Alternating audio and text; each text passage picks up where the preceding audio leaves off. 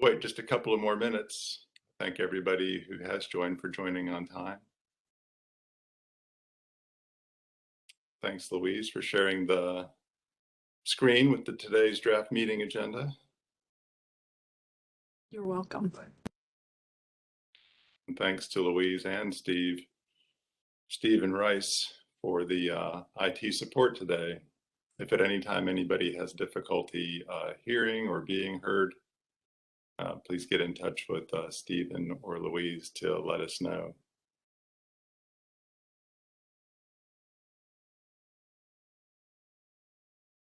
Looking at the list of participants, and I think we have most of the folks that I was expecting to be here.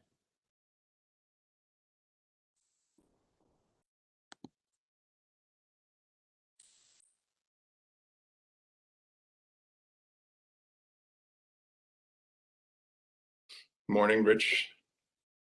Glad you can make it.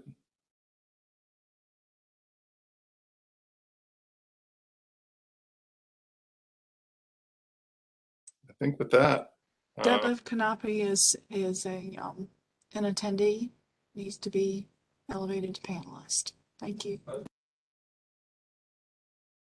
wait for Detlef to be swapped over to panelist. Morning, Detlef. Good morning. Well, thanks everyone. Good morning again, and welcome to the December meeting of the Science Advisory Board, our last meeting of the calendar year. We're still virtual, and again, thanks to Louise and to Stephen for setting up the virtual presence and for being our IT support through it today. And thanks to Dr. Franny Nilsson for work on our agenda for the day, which is in draft until we revisit it next. We'll have a record of attendance at our first vote, which is our practice in the virtual setting. But I do know that Dr. Dave Dorman indicated his course schedule would prevent him from attending today. And I think that's all the attendance notes that I have. Tom, this is Rich. I'm going to have to leave a little before noon for some other meetings. All right, Rich, thanks. Glad you could be here. I'll note for people that have to leave that the majority of the agenda today, as you've seen, as I've indicated earlier, are updates and presentations. I think other than the vote on the minutes of the October meeting, there isn't any anticipated board action. So there'll be a recording of things that people missed, so I encourage you to go back and take a look. Let's move on to then reviewing and approving the agenda. The agenda was sent by Franny on November 24th and posted online. It remains unchanged. Like Rich, I'll note that I have a work obligation that's going to cause me to have a hard stop at 11:15. I think it's my first one in 4 years on the board, not being able to step away from work. State Health Director, Dr. Betsy Tilson, has kindly agreed to be the acting chairperson for the meeting after that. So that's not reflected on the agenda. I don't know that it needs to be revised as such, but at 11:15, somewhere close to the break, I'll step out and Betsy will take it from there. Are there any changes, additions, or questions about the agenda?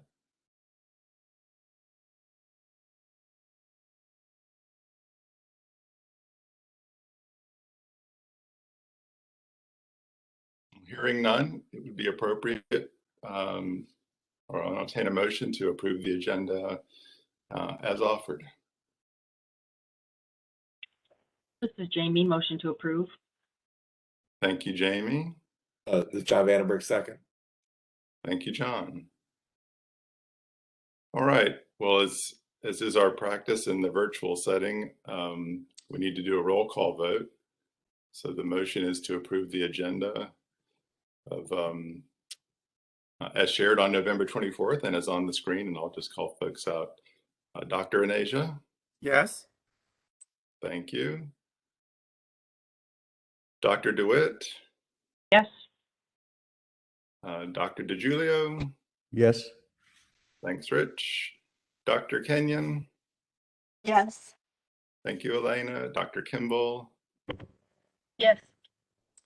Thank you, Gina. Dr. Knappe. Yes. Thank you, Detlef. Mr. Madden. Yes. Thank you, Devin. Dr. Starr. Yes. Thank you, Tom. Dr. Stoskopf.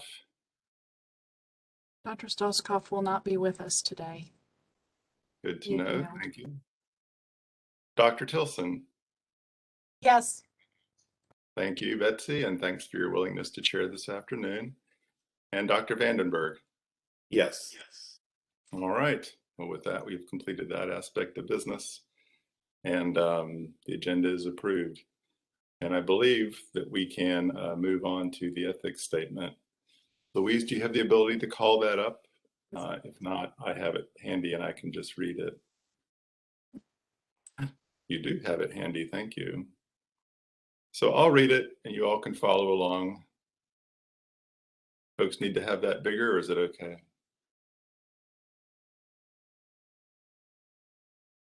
Not rhetorical questions in the virtual setting. Works for me. Good. All right. We'll assume your eyes are as good as anybody's, Detlef. So in accordance with the State Government Ethics Act, it is the duty of every board member to avoid both conflicts of interest and the appearances of conflict. If any board member has any known conflict of interest or is aware of facts that might create the appearances of such conflict, with respect to any matters coming before the board today, please identify the conflict or the facts that might create the appearance of a conflict to ensure that any inappropriate participation in that matter may be avoided. If at any time any new matter raises a conflict during the meeting, please be sure to identify it at that time. So, as is our practice, the floor is open for anyone who would like to declare either a conflict or the appearance of such for consideration. Hey, Tom, this is Jamie. I have some information to share. All right, the floor is yours.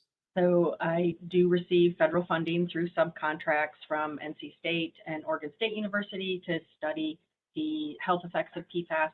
I also have served and do serve as a plaintiff's expert witness in cases involving PFAS.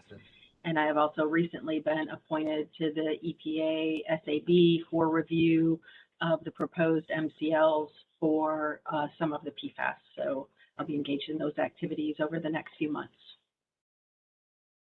Thank you, Jamie. And like I said, today's work is largely around updates and presentations. There certainly is the opportunity for board feedback. I don't believe we have any votes as such on PFAS issues today, but thank you for your information. Anyone else? This is Detlef, and like Jamie, I receive federal funding to study PFAS. Our topics are primarily remediation, water treatment, but also PFAS fate and transport, including uptake into food. And we contribute to human exposure studies. So I just wanted to make you aware of that. Thank you for sharing that, Detlef. And anyone else?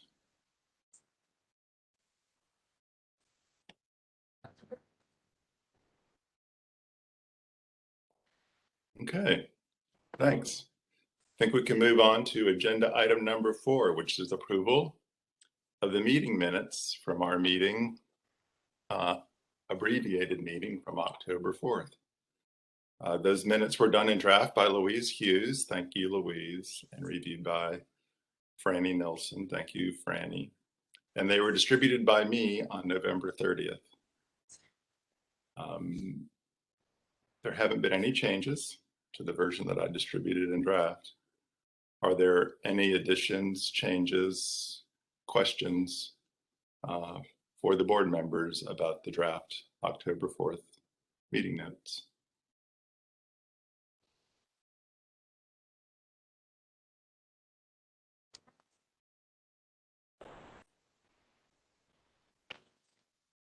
Good morning. This is the Department of Environmental Quality. Louise speaking. May I help you?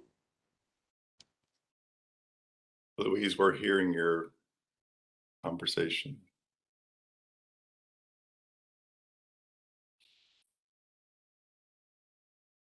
Which was very professional. Well done. Hearing no comments on the draft minutes, is there a motion to accept them as drafted? This is Elena. I would so move. Thank you, Elena. Is there a second? This is Rich. I'll so move. Thank you, Rich. And any discussion?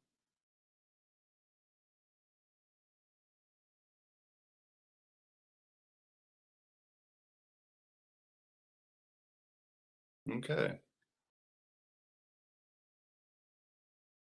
I will return to the roll call vote on the motion that we approve the minutes as circulated on November 30th. Dr. Anasia? Approve. Thank you. Jamie? Yes. Thank you. Rich? Yes. Elena? Yes. Thank you. Gina? Yes.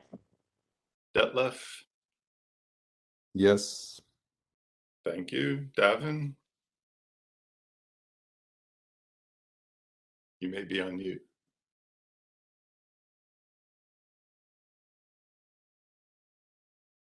Perhaps had to step away. Tom Starr? Yes. Thank you. Betsy? Yes. Thank you. And John? Yes. All right. The October meeting minutes are now final and can be posted on our website as a record of the last meeting. And I'll ask Louise and or Franny to take care of that for us. Great. I believe that now moves us on to agenda item 5, which are agency updates.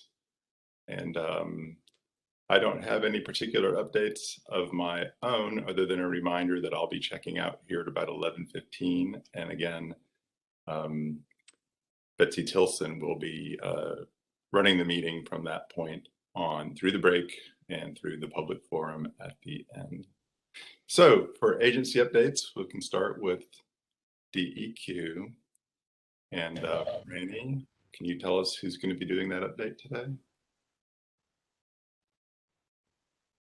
Sure. I believe Sushma Mace-Moore will be giving the update. Great. Well, Shushma, the floor is yours. Good morning, Chair. From DEQ.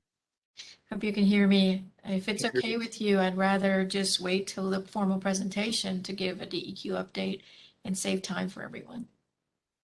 It's perfectly fine with me, and I can hear you just fine. Thank you. Then I think we can move on to Zach and or Virginia or anyone else from DHHS.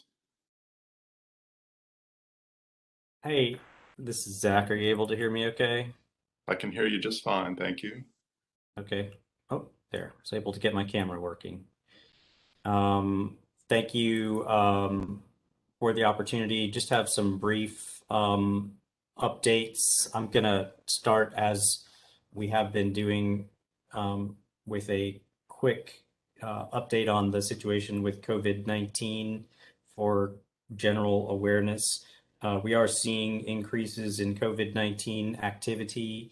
We had a dip in reported cases and dip in testing as expected over the Thanksgiving week, but pretty steep increases last week, the week after that. And we're seeing that really across the state and in all different groups, particularly in our younger age groups. So we've continued to see lower incidence rates in our older age groups, which are also our more highly vaccinated age groups. So we are seeing those increases are still being driven by Delta variant that's been with us now since the late summer. We are closely tracking the emergence of the Omicron variant. That has not yet been identified in North Carolina. It is almost certainly in the state already, but has not yet been picked up by our molecular surveillance, but we expect that will happen soon. It's a growing list of states where that variant has been identified. Still very limited information about what the impact could be from the emergence of the Omicron variant, particularly with regards to increased transmissibility. There's some evidence or suggestion from the situation in South Africa that this variant could be more transmissible than Delta variant, and that it may have replaced Delta variant at least in South Africa, but still that's still being worked out. There's also very limited data to help guide us in terms of severity of illness and whether there's any differences in the clinical picture with this variant compared to others. And a few other open questions on Omicron. One of the main ones being, of course, what the impact will be on protection due to vaccination or past infection. There is a lot of concern based on the specific mutations that are present in this variant, that there could be decreased impact, that there could be decreased protection from past infection or from vaccination compared to the protection that we see with Delta and other currently circulating strains. But it's very hard to really go from what the mutations are in the genome to what the actual impact will be. So the science is being done now to help us understand that better. It is certainly expected that all the COVID vaccines currently authorized or approved in the United States will still provide protection against the Omicron variant, but the question is one of degree and whether there will be less protection potentially than there is against the Delta variant, which is currently virtually all of the SARS-CoV-2 virus that we're seeing in the country right now. I won't get into much more detail. Of course, I think everyone is aware, vaccines have rolled out for children 5 to 11. I believe we're up to 13% vaccination in that population, which is encouraging. There have also been tweaks, I guess maybe is not quite the right word, but changes to the guidance on boosters nationally, encouraging everyone 18 and over to receive a booster 6 months after completion of their primary series. So that's a modification to earlier guidance. So vaccines are widely available. We'll also mention that a lot of effort is going into treatment options with both monoclonal antibodies, which are currently out there and available, particularly for people who, excuse me, are at higher risk for severe infections. So those are available, and then there are a couple of oral antiviral products that are that will be available also to certain groups right now. Quantities are very limited for oral antiviral options, but that's something that we're very hopeful will become a viable option soon to prevent severe illness in people who are infected. So I think I'm going to, well, I guess that I'll just say specific to this group, our Occupational and Environmental Epidemiology branch that works closely with the Science Advisory Board continues to be engaged in several aspects of our COVID response, including coordination of wastewater surveillance, which we've discussed on this with this board previously. We are hoping to expand the number of sites. We currently have 19, I believe, sites, municipal wastewater sites conducting surveillance, and hoping to expand that to a larger number of sites with assistance of a CDC commercial laboratory contract. We're also investigating options for using wastewater surveillance for variant screening, looking for emergence and spread of specific variants. And the other pieces, we are certainly focused on occupational risks, as we have been since the beginning of COVID-19, and hiring an occupational epidemiologist and health educator to support better understanding of industry and occupation data from our COVID cases that are reported. Okay, moving on from COVID-19. In terms of emerging contaminants, our staff have been working with town of Pittsboro, trying to help them address challenges with 1,4-dioxane releases in the Haw River that supplies Pittsboro's drinking water. In PFAS, we possibly have launched or will be launching a public-facing fact sheet to provide some information and context for the X Toxicity Assessment. That will be coming out this week if it's not already. And we're also working on a fact sheet to help private homeowners better understand options for testing and treatment of drinking water. And then lastly, on PFAS, we do have some staff members attending the Great Lakes PFAS Summit this week, which I believe there may be others on the call participating in that as well. So hoping to learn from other states that are dealing with related issues. Our environmental health data dashboard, we're working towards developing and launching a pilot dashboard modeled after CDC's environmental public health tracking program. So we have staff actively engaged with that and working with our State Center for Health Statistics to also incorporate cancer data as one of the layers or one of the elements that will be visible on that dashboard.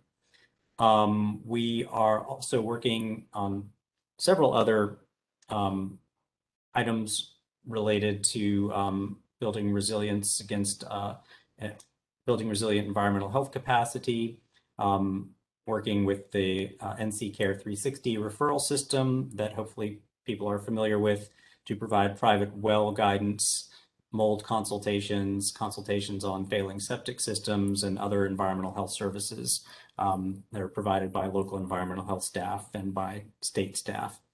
And then just a note that we do have a lot of action happening in the personnel front. We've had some changes, as I believe I've mentioned before, and some new positions available. So we're currently interviewing for an environmental toxicologist and working to fill vacancies in our CDC ATSDR funded health assessment consultation and education, or HACE program, that works with our Superfund sites. We have an epidemiologist hired to work on our wastewater surveillance program, and then we're working to bring on an occupational epidemiologist for non-COVID related occupational surveillance. So just to note, lots of new things happening, and I think I will stop there and see if there's any questions.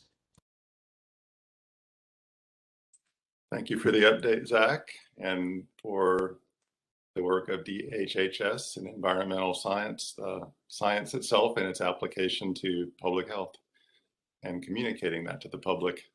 Are there questions for Zach? This is Detlef.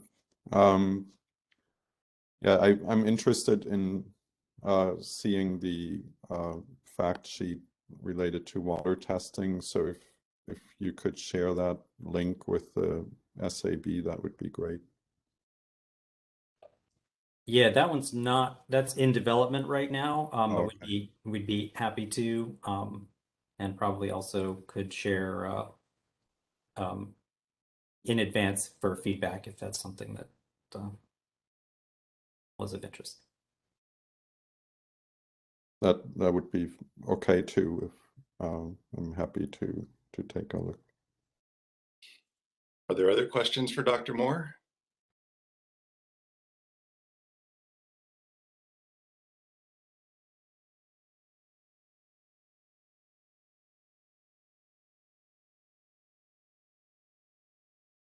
Okay, thank you, Zach. And remember that the board members have a proactive responsibility to be eyes and ears, and as a good network, if any of us can be helpful in the network of advertising jobs that are publicly available to anybody. But in terms of getting the word out recruitment-wise, just let us know. With that, I think that we're ready to move on to agenda item 5.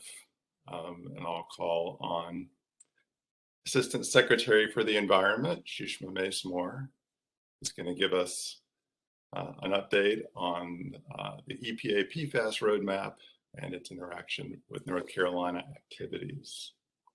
So, Sushma, thanks for joining us today. Thank you. Randy, would you please upload the presentation? Sure. Stephen, could you just give me permission to drive so I can share the screen? Yes, I'm looking to make you presenter.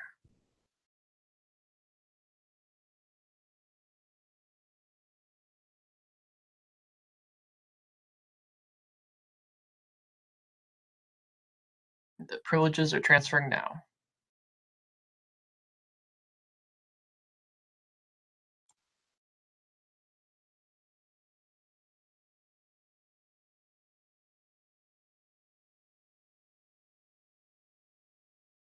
Thanks for your help today, Stephen.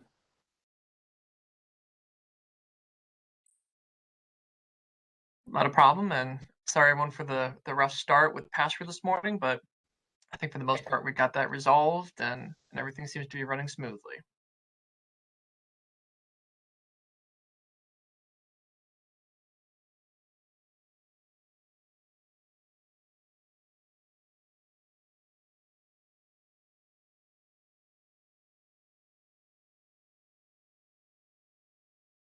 All right, I'm just trying to share the big screen, not the PowerPoint file.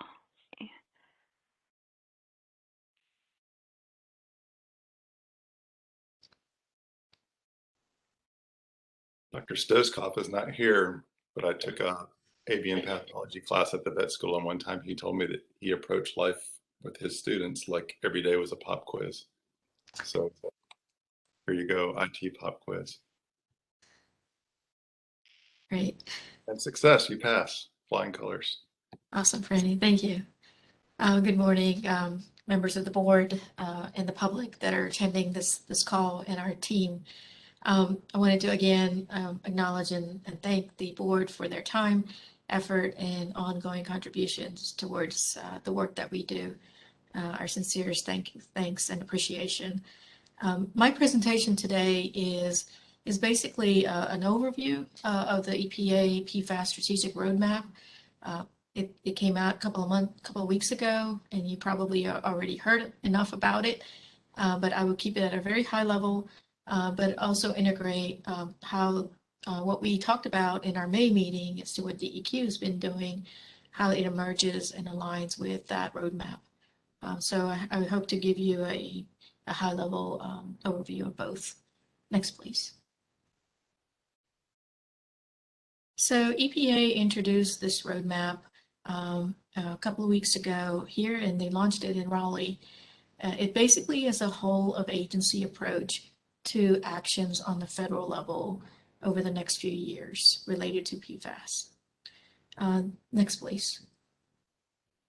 The actions in the roadmap fall into three categories, and that's in the next slide. But basically, the agency's approach is to consider the life cycle of PFAS, understand what the upstream problems of PFAS discharges and emissions are, accounting the dischargers and emitters accountable for those pollution, and ensure that these decisions are made based on sound science. EPA is taking a strong stance on ensuring that the drinking water and the environmental health of disadvantaged communities are not further affected from these contaminants. Next, please. So the three buckets of EPA's objectives and goals are around research, remediation, and restriction. In research, EPA makes a commitment to better understand PFAS and its effects. To restrict, they're talking about taking specific actions to prevent PFAS from entering air, land, and water at levels that can impact human health and the environment. And related to remediation, EPA is looking at ways to broaden and accelerate the cleanup of PFAS contamination. I won't go into all the specific actions that EPA plans to take, but there are a few of particular importance to North Carolina. Next, please. I won't go in chronological order, but the first was the release of the final X Toxicity Assessment that you heard about 3 weeks ago. And there is an upcoming federal drinking water health advisory for Gen X expected in the coming months. In December, EPA, as you will hear from Franny, EPA is planning to meet with their own SAB and review the science surrounding PFOA and Pfas.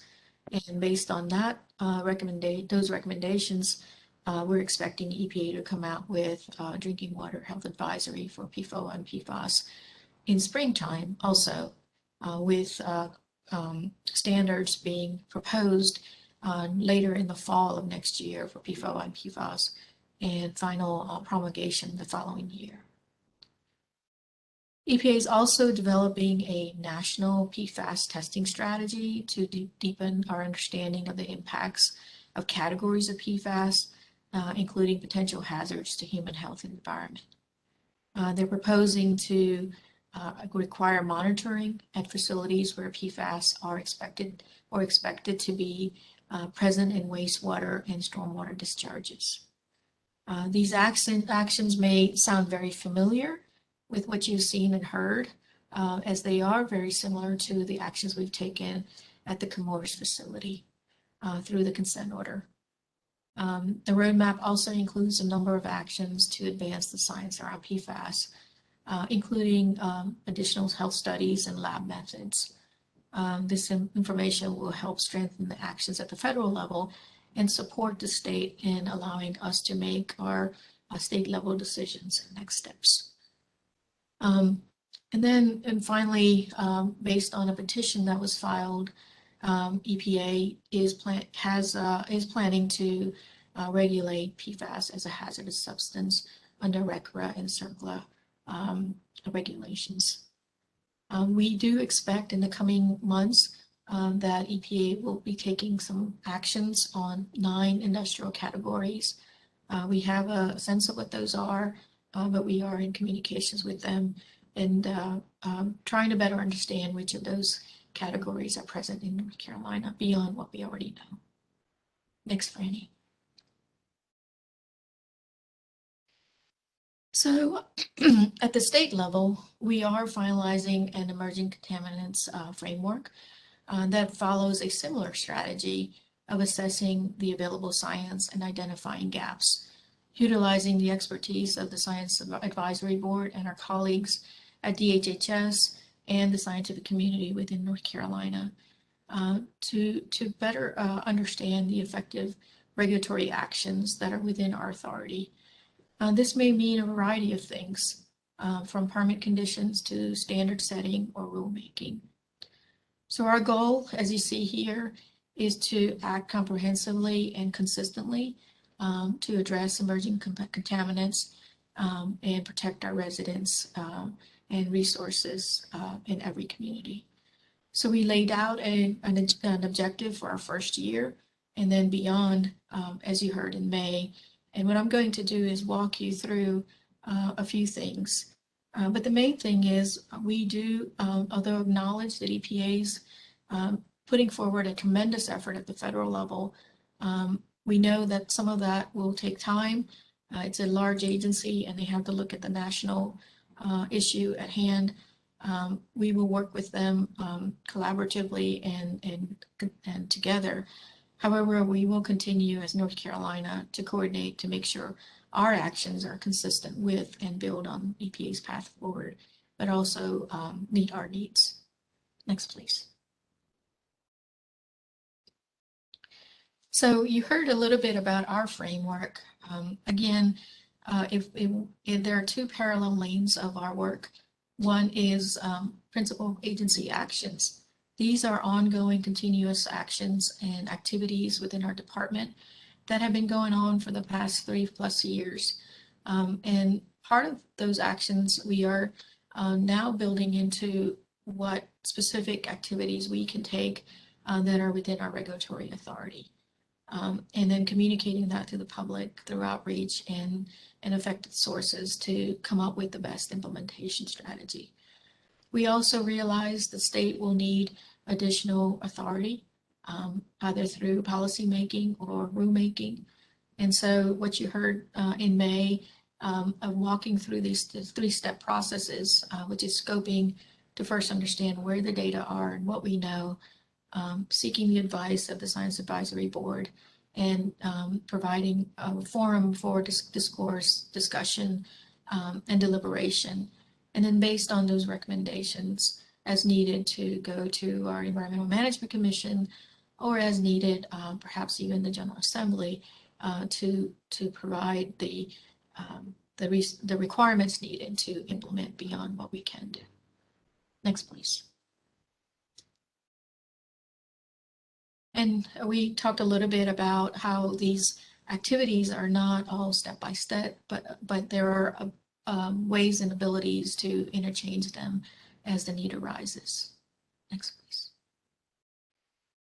So I'm going to take a few moments to focus on our current work areas. And there are 5 in just buckets. They're not all of them, but I thought it'd be easier to highlight what is going on in these 5 areas. The top 4 are related to PFAS, and then I will address also 1,4-dioxane, which we consider as an emerging contaminant in North Carolina, where significant work has been done and will continue to be done. Next, please. So you've been hearing a lot about CMORs over the years, and work continues to ensure that our communities are protected through the implementation of the consent order. Through the last few years, you've heard about the work that our Division of Water Resources and Waste Management are conducting to evaluate the level of Gen X and other CMORs-related compounds in surface and drinking water and other media. So that on and off-site assessment in the counties that you've heard of, Layton and Cumberland and others, continue on in providing clean drinking water. So I won't go into the details of that. But on November 3rd, the agency provided CMORs 2 letters. Both of these letters basically requires the company to have a forward-looking plan. One relates to expanding the off-site assessment in the downstream counties, New Hanover and Brunswick and others, to basically look at how CMORs-related compounds have affected the drinking water in those regions. And so that letter has become the source of additional discussions with the public, but also with the company to lay out the next steps. We have also asked the company to integrate the impact of the upcoming Gen X health advisory and taking a look at the Gen X reference dose that I just mentioned. As you know, the type of drinking water systems provided to the affected residents were based on our provisional health advisory level that DHHS determined at 140. And so we know that as Gen X health advisory comes out in spring of next year, that it will have an effect on that population of residents that receive certain types of filtration systems. So we've asked the company to start looking at the sampling data in those options that were given to the homeowners. As you know, toxicity assessment related to CMORs compounds continues according to the consent order. Our Division of Waste Management and team has made significant progress working with the company and others to address some sticky issues, and we continue to work on them. Our DAQ, our DWM and DWR teams are continuing to work on remediation actions related to their areas of authority.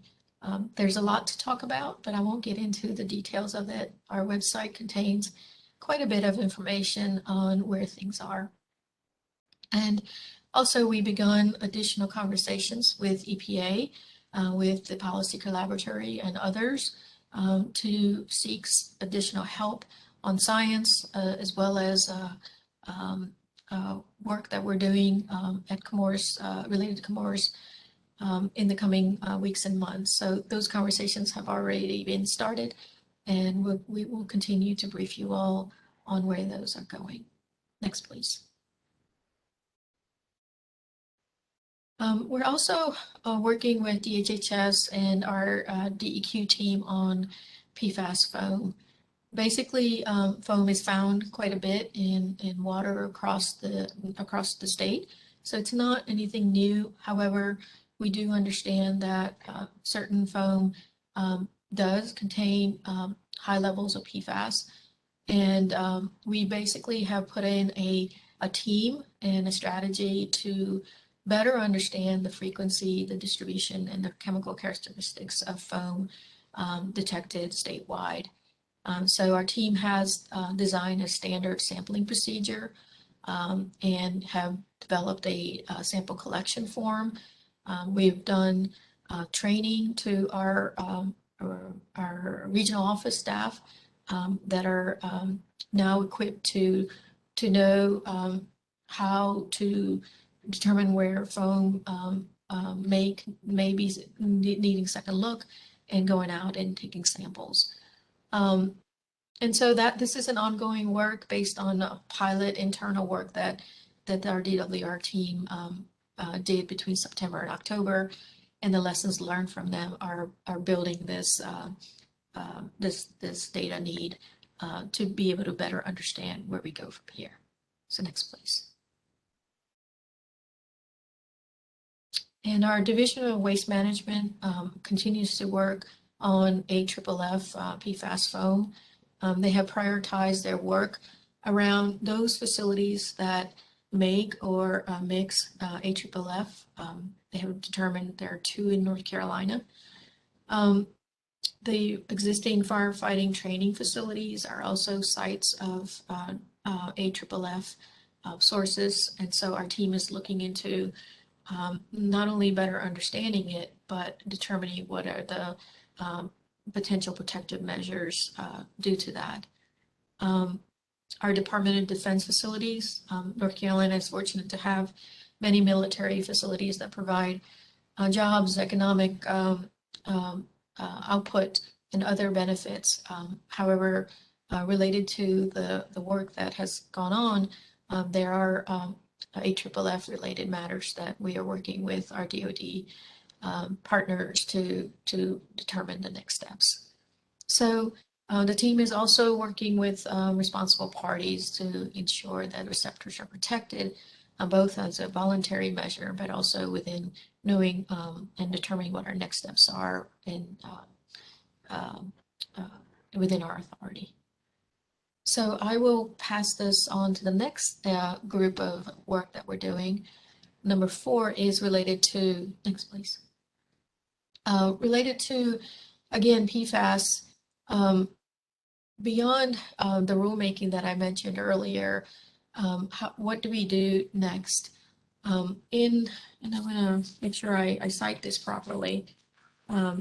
Between 2019 and 2020, our DWR team collected data from 47 NPDES direct dischargers. And we continue to collect groundwater sampling at wells at 100 wells per year. So what we plan to do is take a look at this data that was already collected and examine what this data is telling us in terms of what key PFAS compounds were detected and the levels. Our DWR team has already done that, but we want to examine it from what is next. The second thing we want to do is identify data gaps within the Cape Fear River region, but also across the other river basins. We do feel like we have enough data, at least for some sources, to identify what the next steps could be. However, we want to open up a process through which we collaborate with the regulated entities to identify, monitor, determine if there are safer alternatives, and use available tools to prevent contamination to start with. But we do know that the data that we have, we can take some next steps in terms of reviewing the existing permits that exist and taking actions related to requiring additional monitoring, sampling, or reporting to disclose PFAS in their discharges. And so this is an ongoing work. It is still in development stage and formulation. And in the coming weeks and months, we'll be able to share more where that is headed. And then finally, I think my last slide is on 1,4-dioxane. This is a non-PFAS compound. We have been working on this since, I believe, 2017 as an agency. More specifically, 1,4-dioxane exceedances that you heard about in Pittsburgh were really stemming from the discharge from City of Greensboro's wastewater treatment discharge, which gets its intake from a variety of industrial and commercial and residential sources. We agreed on a special order by consent with the city and a few petitioners, as well as the Environmental Management Commission, to better lay out a 3-year strategy towards addressing those contaminations that are coming from City of Greensboro. But as an agency, we are looking at 1,4-dioxane in a more holistic fashion. We're starting to identify point source dischargers through the data that was collected over the years. But we also recognize that additional sampling and monitoring will be needed. So filling that data gap while we evaluate the information that we have, and then taking some permitting actions as appropriate for these contributing dischargers. We do realize that there may be some need for additional test methods and perhaps even education outreach, pre-treatment program evaluation, and all of that is happening in this framework of both emerging contaminants. And we believe that this process will streamline coordination as well as communication across our divisions and our department, as well as with EPA and state partners. So with that, I'll pause, and I think I'm done. I'll answer any questions. Thank you, Assistant Secretary Macemore. And thanks to the department for the work on emerging contaminant science to guide environmental management and protection of human health. The emerging contaminant issue is a global one. So the presentation on DEQ's path forward and how that's integrated with other moving parts like what's going on at EPA is particularly helpful. So I will open it for questions for Assistant Secretary Macemore.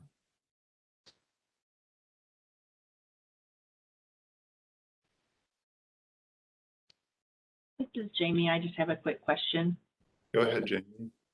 So in your overview, you mentioned the testing strategy that the EPA released sort of in conjunction with the roadmap, and but didn't talk about what your office thinks of the EPA's definition of PFAS. I know there is some differences of opinion out in the world in terms of how PFAS should be defined. There's this definition by the EPA, there's OECD, ITRC has a definition. Do you have any thoughts on what definition your office will follow? I think it's a very good question. I think it's something that we will continue to evaluate, but I think for now, a lot of our regulatory programs are based on the federal framework, our Clean Air Act, the Clean Water Act, and so on.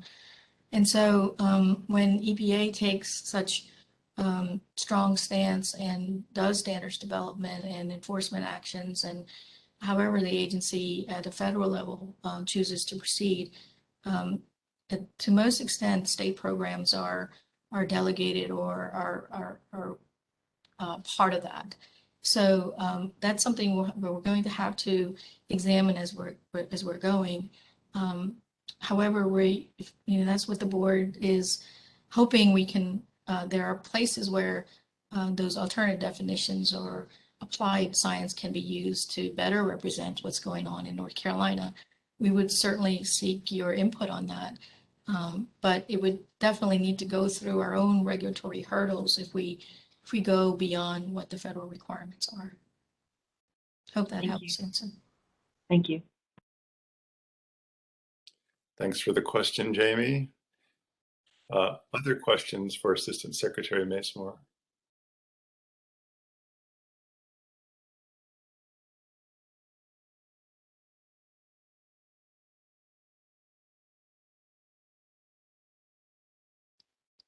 So I'll ask one, which is, see in the presentation, the flow back and forth between scoping and action and SAB consultations along the way. And I think about the expanded scope of the SAB and all of the different verbs that are in that scope, from derive to consult to advise to being eyes and ears for the departments. What can the board do to be the most helpful now, following just over a year? It was October 2020 that we started the examination of the different approaches that were being used around the world to address the many PFAS in the environment. We're coalescing here on a path forward. In the meantime, before something's put on our plate to be responsive to, meaning derive X, review Y, consult on Z, what's your advice or need from us? I think as you know, this is such a fast-moving area to some regards, but really slow and sometimes, right? Fast-moving in that just the last two meetings we have been talking about asking your advice on PFOA and PFAS, whether to stay with the 70 parts per billion, a number that EPA issued in 2016, or whether we should use the TSDR report released in May 2021. And because we realized as we were going through the recommendations with the to the Environmental Management Commission, that science had moved and there were formal analysis and findings that would change where we started as a proposed level. But if you saw EPA's more recent announcement about a week or two ago, they plan to go further in PFOA and PFAS, and the data that they are sharing to the Science Advisory Board, their own Science Advisory Board, is causing us to say let's listen to what that board will be determining in December. And so we need to come back to you all again after that, because we're not what it sounded like we could do interim standard may need to be wait until we can apply a uniform approach with science coming out quickly. I guess science has already been there in terms of data, but it's more the synthesis and developing conclusions, and then these federal agency actions put forward a tremendous federal oversight over what we can do as a state, although we can do things on our own. But when new and updated information drastically changes where we would be headed, we need to be cautious about that, and we need the board to be able to help us help us with those pitfalls. The second is, as we look at the data that I mentioned that our teams have been collected over the last couple of years, clearly there are going to be PFAS compounds for which there is no federal insight or guidance. And we're going to be back to where we were in doing the best we can with the science that's available, and you all to be able to help decipher what do we do with that information and how do we address those sources if we do need more authority outside of what we have. So I hope that was helpful. Chair Augsburger, I think it's an evolving area. Yeah, it is helpful. So there's obviously a role there to stay abreast of current developments at the federal level, and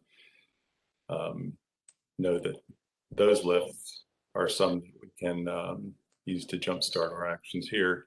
And the gaps that exist at the federal level are opportunities to focus on compounds important in North Carolina, but for which help might not be coming from someplace else, which was the case originally with Gen X. And the Gen X one was interesting. It was the first thing put before this board in fall of 2017. And within a year, there was a number proffered that has stood the test of time until recently, so been helpful. So I think those are two tracks: stay abreast of what's going on that we can evaluate to jumpstart action here, and be cognizant of the gaps and working on things that are important locally. Through that exchange, perhaps other questions formed in folks' mind on the board. Any other board members' questions for Assistant Secretary Mason or observations on the proposed approach to emerging contaminants on those 5 topics? This is Detlef. It's maybe more a comment. And the comment is, the approach of determining, the science behind the toxicity of emerging contaminants is a very slow process that also evolves over time. But in the meantime, we know that there are a number of sources of these contaminants, and we also know that drinking water providers are spending millions of dollars to upgrade drinking water plants because they know that the consumers don't want these compounds in their water. So I question a little bit this very slow approach when we know where the sources are, and these sources are forcing many drinking water providers downstream to spend large amounts of money that then have to be recouped through the ratepayers. So I would encourage DEQ to also look at that aspect of the problem. Yeah, thank you for that information. And we are very active. Our Division of Water Infrastructure is the recipient of the infrastructure funding from ARPA, as well as the federal infrastructure bill. So there are ongoing activities in prioritizing through those requirements systems that could be upgraded. But I do want to clarify that I hope that I wasn't didn't provide a wrong impression. As I explained, there are 2 parallel tracks right now. The data that we already have in hand will be used to examine who the dischargers are and what the levels of PFAS contamination that we are seeing. And we do plan to look at those permits. We also know that there may be additional sources for which we don't have information. And so we will either ourselves or through partners or through the sources themselves require monitoring, reporting. But the method and the timing and the approach are all being worked out now, so we don't have the details to share. Thank you.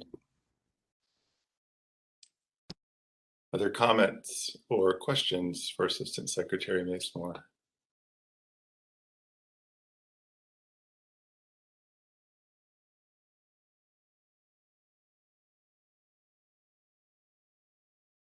Right. Thanks again for the presentation and the update and the thoughts behind it. The board stands ready to do the work of being responsive to departments' needs, both DEQ and DHHS, whether that's to review the guidance at the federal level for its applicability in North Carolina, to derive action levels when they're helpful, or consult on this path forward for how to prioritize and take action amongst the many different ways that we could be engaged. Thanks again. With that, I think we move on to agenda item 6, PFAS and PFOA recommendation summary. This is catching up on where we left things off at the October 4 meeting. At the October 4 meeting, a question was posed on the path forward for the regulatory approach for PFAS and PFOA. And we had some between meeting work, some homework done in the virtual setting to review actions and provide feedback to DEQ. Dr. Franny Nilsson is going to give this update, and this will take us to the break and can be revisited if necessary after the break before the 1 o'clock presentation from EPA.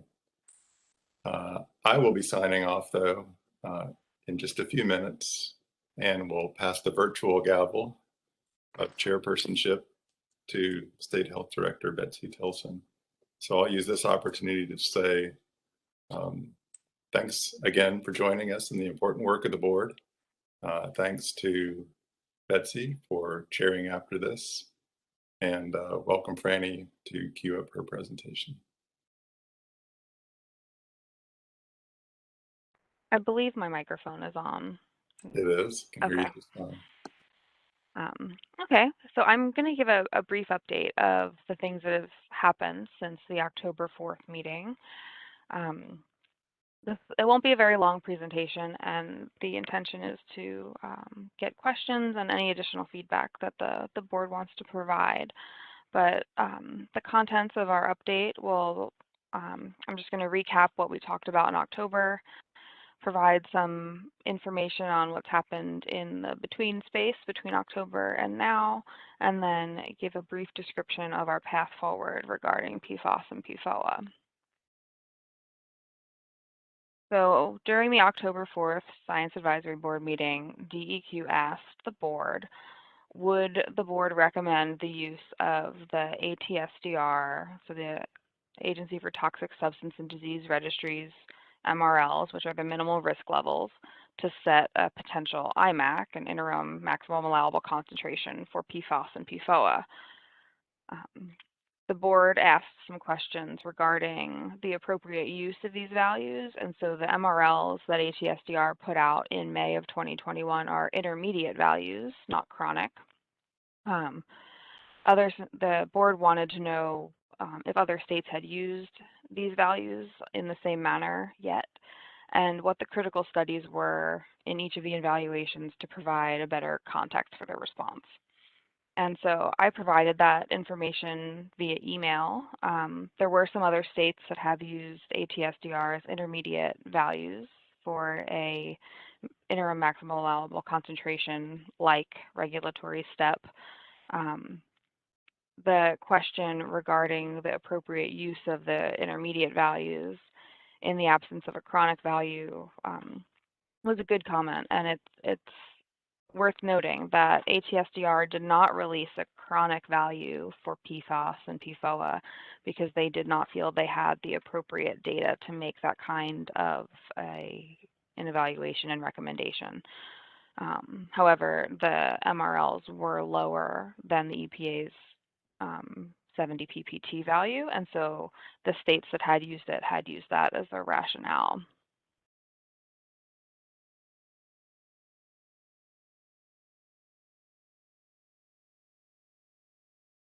Since the meeting in October was abridged due to some technical issues, we carried out this conversation via email in the in-between time. We posed the question again, and the board members responded. 6 board members responded, and we had 5 board members that responded in favor of using these values because they are more conservative and protective of the public, and they're also based on a more recent assessment than the EPA's 70 ppt value that was published in 2016. There was one board member that was not in favor of this, and they preferred EPA's 70 ppt value based on the more clearly defined uncertainty factors, and that the critical study used had a wider range of doses than the critical study used in the ATSDR evaluation.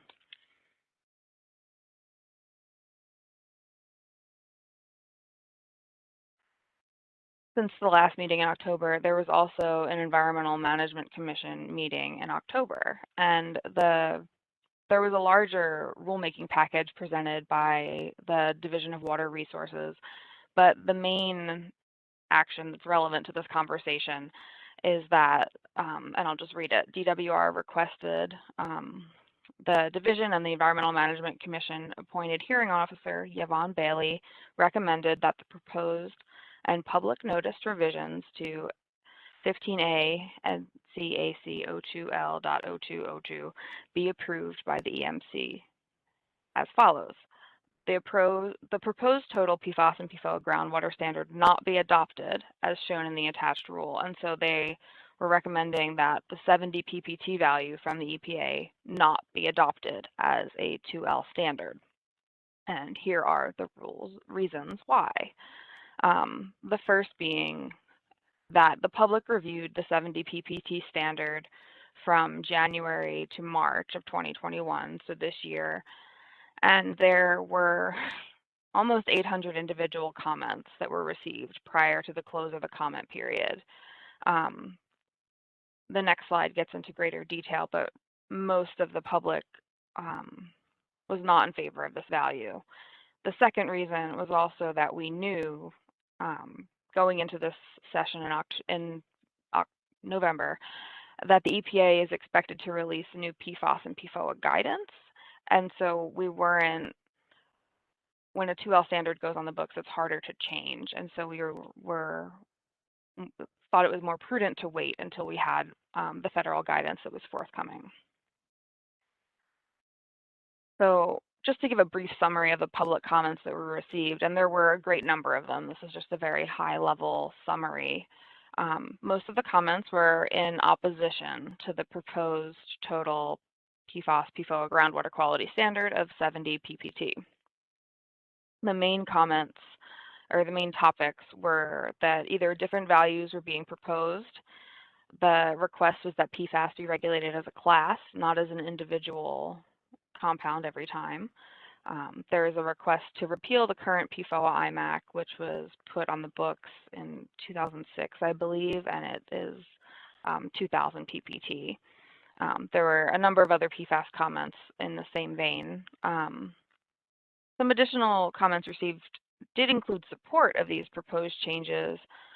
There were also proposed additions and changes to rule language, comments on the regulatory impact analysis that was done and presented, as well as just other comments about this particular standard.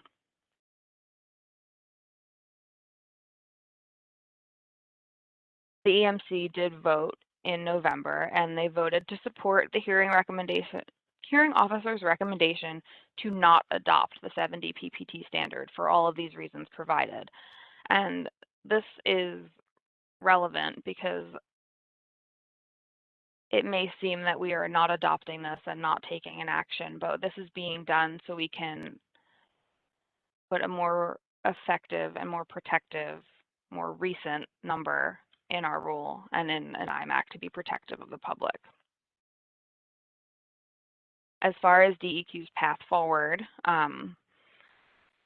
we've had extensive internal conversations about this, and in reviewing the extensive public feedback we've gotten, as well as the feedback from the board, both between the last meeting and since we started talking about this topic a year ago, as well as the forthcoming Pfas toxicity assessments from the EPA.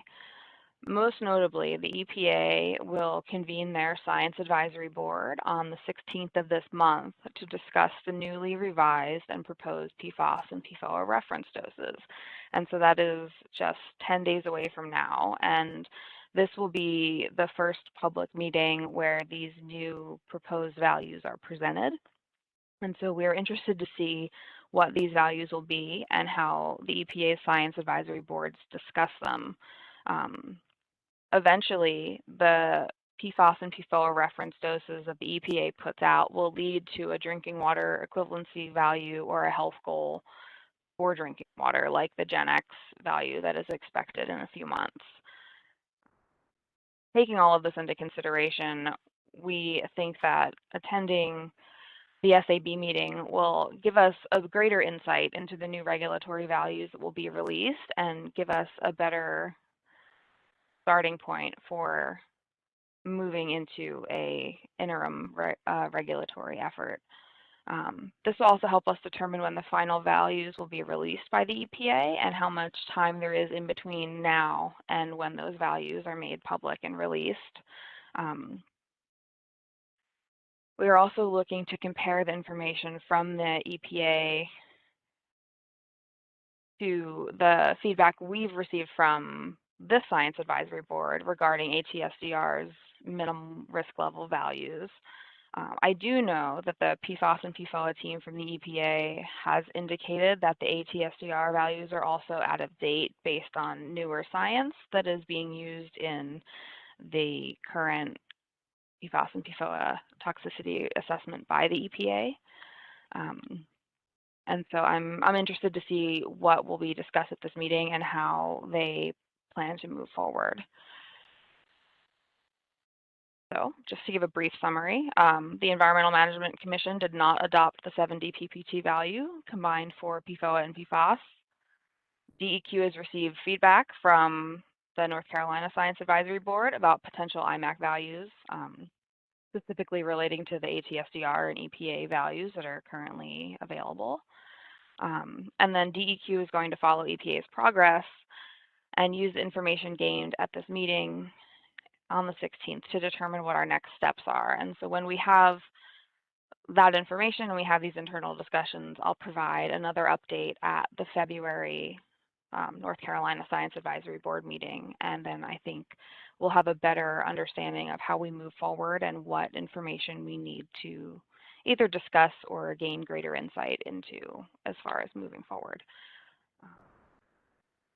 As promised, that was a short presentation, and it was really just meant to be a quick update and then open the floor for further discussion from the board if anyone else wants to provide some feedback that didn't get a chance to send it in via email with the holidays, or if any of those that did wanted to just provide some more information. The floor is yours.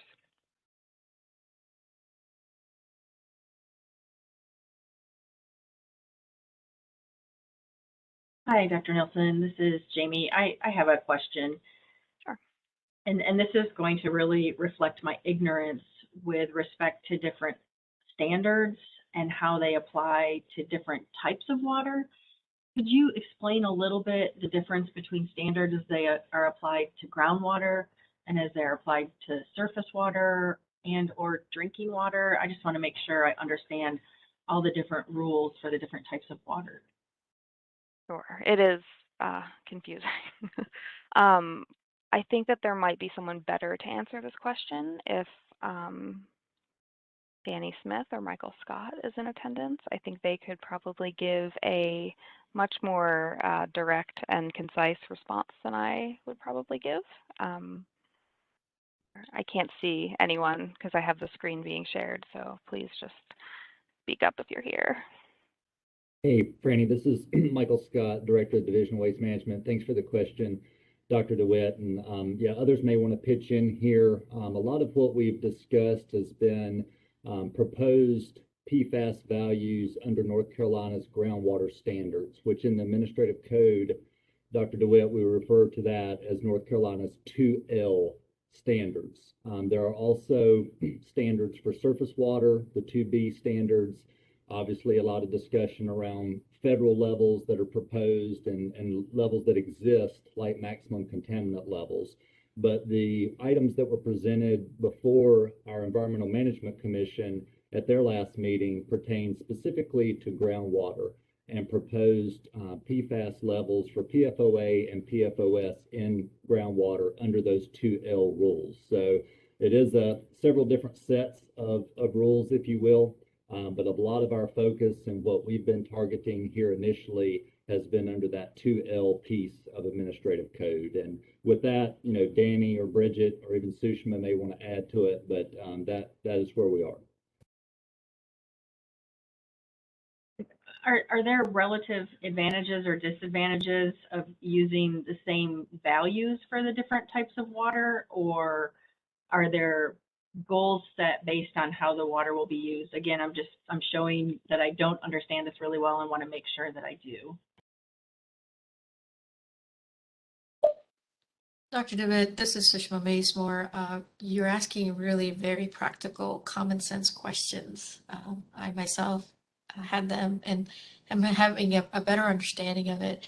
If it's okay, let me call on either Danny or Julie or anyone from our standards group to lay out the different pathways through which historical 2L and 2B rules that Michael just mentioned have the methodologies and the formulas, let's just say, based on that are slightly different. So Danny, Julie, or standards team, if you could pop in and please explain that concept to us. Thank you.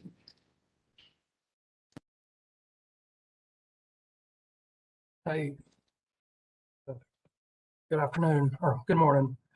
So yes, we have groundwater standards, drinking water standards, and surface water standards. Just like Michael Scott just mentioned, the groundwater standards are developed through our O2l rules, and the drinking water standards are through the Federal Drinking Water, Safe Drinking Water Act. They are MCLs, so I guess the Federal Safe Drinking Water Act, they develop those standards. We do not. So for surface waters, we have basically the idea is it's for human health, recreation, fish consumption, and drinking water sources.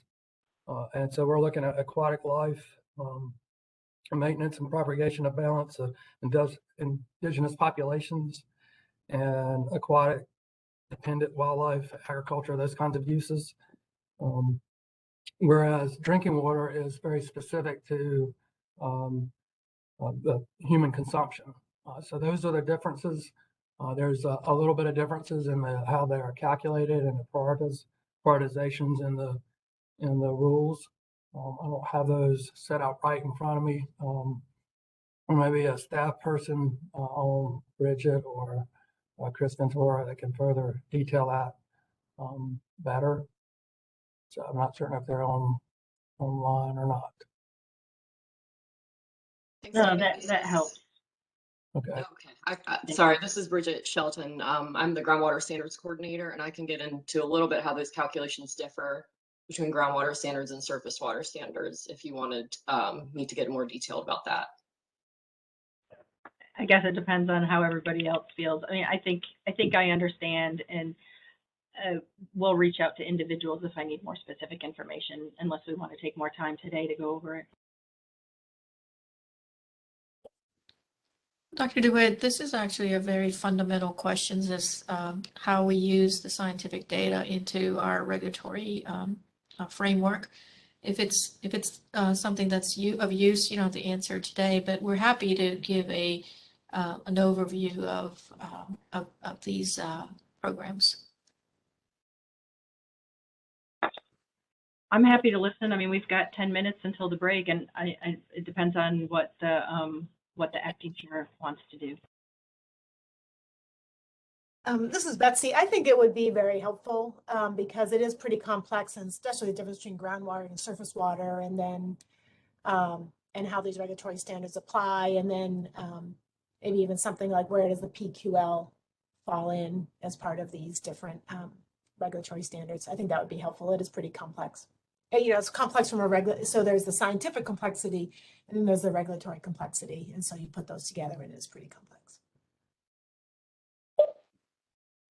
Yeah, Bridget, if you can take a moment regarding the fundamentals behind the 2B and 2L rules, and if they are not codified, what we do with those pollutants.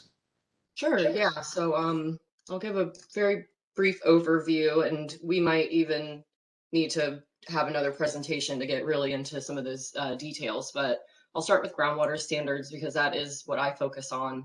So for the O2l rules, as Director Scott mentioned, those are our groundwater standards rules.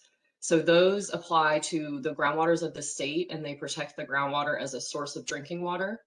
So they are calculated based on human health toxicity endpoints and values. Written in the rule, we have specific data points that we are able to look at. That includes federal MCL levels, as they are protecting groundwater as a source of drinking water. So that is a little bit of overlap there between the federal drinking water program and our groundwater program. We also are able to use reference doses in order to calculate a systemic threshold concentration. So that uses relative source contributions and human adult exposure parameters. So that's just another example of a situation where we are able to calculate a groundwater standard using what's in the science, the available science at that time. So reference dose there in the literature. Groundwater is a little bit more straightforward. When you get into surface water, as Danny mentioned, surface water is used for different uses. So you first have to classify what the uses are. So it could be recreation, it could be fish consumption. For drinking water sources, they are also based on human health toxicity endpoints. However, you have to also include a fish consumption value in there because there's no fish in groundwater. However, in surface water, we consider that as well for potential exposure value.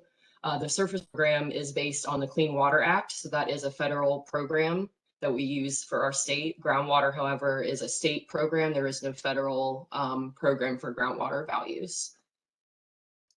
In terms of PQL, I know that was mentioned, and thank you for mentioning that because I know it does get very confusing. So for this is just groundwater. For our groundwater program, we do have our rules. We have a subsection that states when there is no groundwater standard or interim maximum allowable concentration, or IMAC, which is essentially a temporary groundwater standard. When there is neither of those values for a substituent or a contaminant, that contaminant level is not allowed in groundwater above the PQL. So the PQL is the practical quantitation limit. That is not based on toxicity values, that is based on laboratory analytical capabilities. So it's essentially what can be the lowest level, the method detection level that can be reliably and consistently achieved in a laboratory setting. So that can vary based on the laboratories and based on any capabilities or any advances in science at that point. But that is just kind of almost a stopgap we have. So if we are still working on gathering toxicity values, or there's not much information out there over the toxicity concerns for these substances, they are not allowed past that PQL value in groundwater. I don't believe there's anything similar to that in our surface water rules, but I just wanted to point that out as well. We have a lot of acronyms that you might hear when you hear about our regulatory programs. So I hope I was able to give a very brief overview of all of those. That's great. Thank you so much.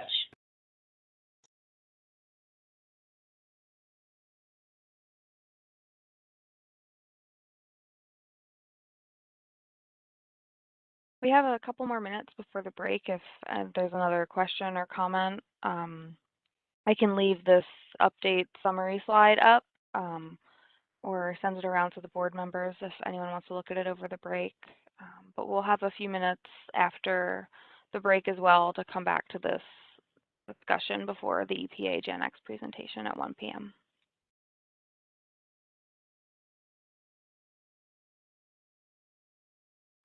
This is Virginia Guidry at DHHS, and I just wanted to comment on that last question and add maybe a clarification from my DET colleagues. You know, one of the things that we think about when we're giving guidance for private wells is the fact that private wells are tested so infrequently compared to public drinking water supplies. And so we consider that for wells, and we kind of err on the side of caution for wells given that when we're giving guidance. And I didn't know in the scheme that Bridget just described if there is any accounting for that in the O2l rules or not. Can you all just clarify that?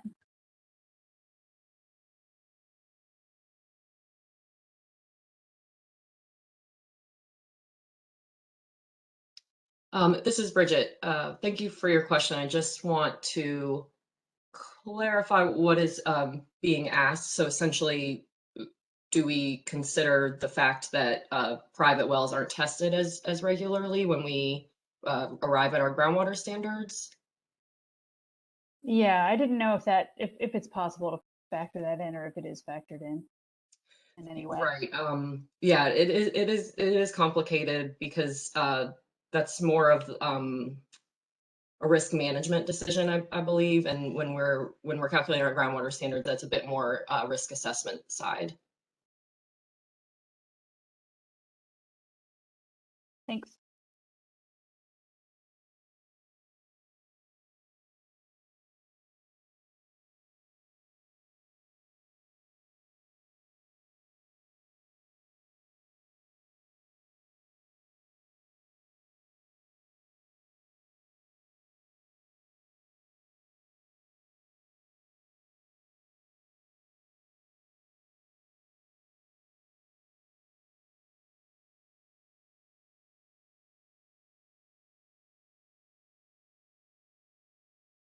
Okay, if there's no more questions, I think maybe we go to the break.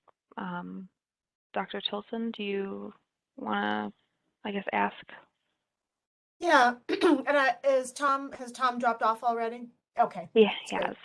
Okay, that's fine. Yeah, so well, I'm just wondering if just in terms of process, that we had still scheduled about a half an hour to continue this conversation after the break. My understanding, and Franny let me know, that our EPA staff members will not be available until 1. Is that correct? That is correct. So I'm just wondering that if there's no more discussion on this, whether or not we just break from 11:30, maybe until 12:50. We can have a little bit of an extended break and then reconvene, and then we can join our EPA colleagues at 1, if there's no more discussion on that. So maybe I just want to hear from the other members if there's any concern with that, or if we just want to have an extended break, since this conversation seems that the members have weighed in as they have wanted. Betsy, this is John Vandenberg. That makes sense to me. Wait until 12:50 to reconvene. Okay, let me know. How about Agreed. let me know if anybody has concerns with that.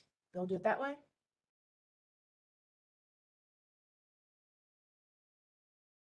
Okay, wonderful. I'll take silence as agreement. So let's reconvene, but at 12:50, give us a little bit time to a little bit of leeway before our EPA colleagues, and then we will plan for our EPA presentation starting at 1. And then we do have several people, I think actually almost up to 18 folks from that want to make public comments. So we'll be sure that we make time for that public forum as well before we close out this afternoon. Great. Okay, wonderful. Okay, we'll see you all in 1 hour and 20 minutes. Thank you all. Thank you.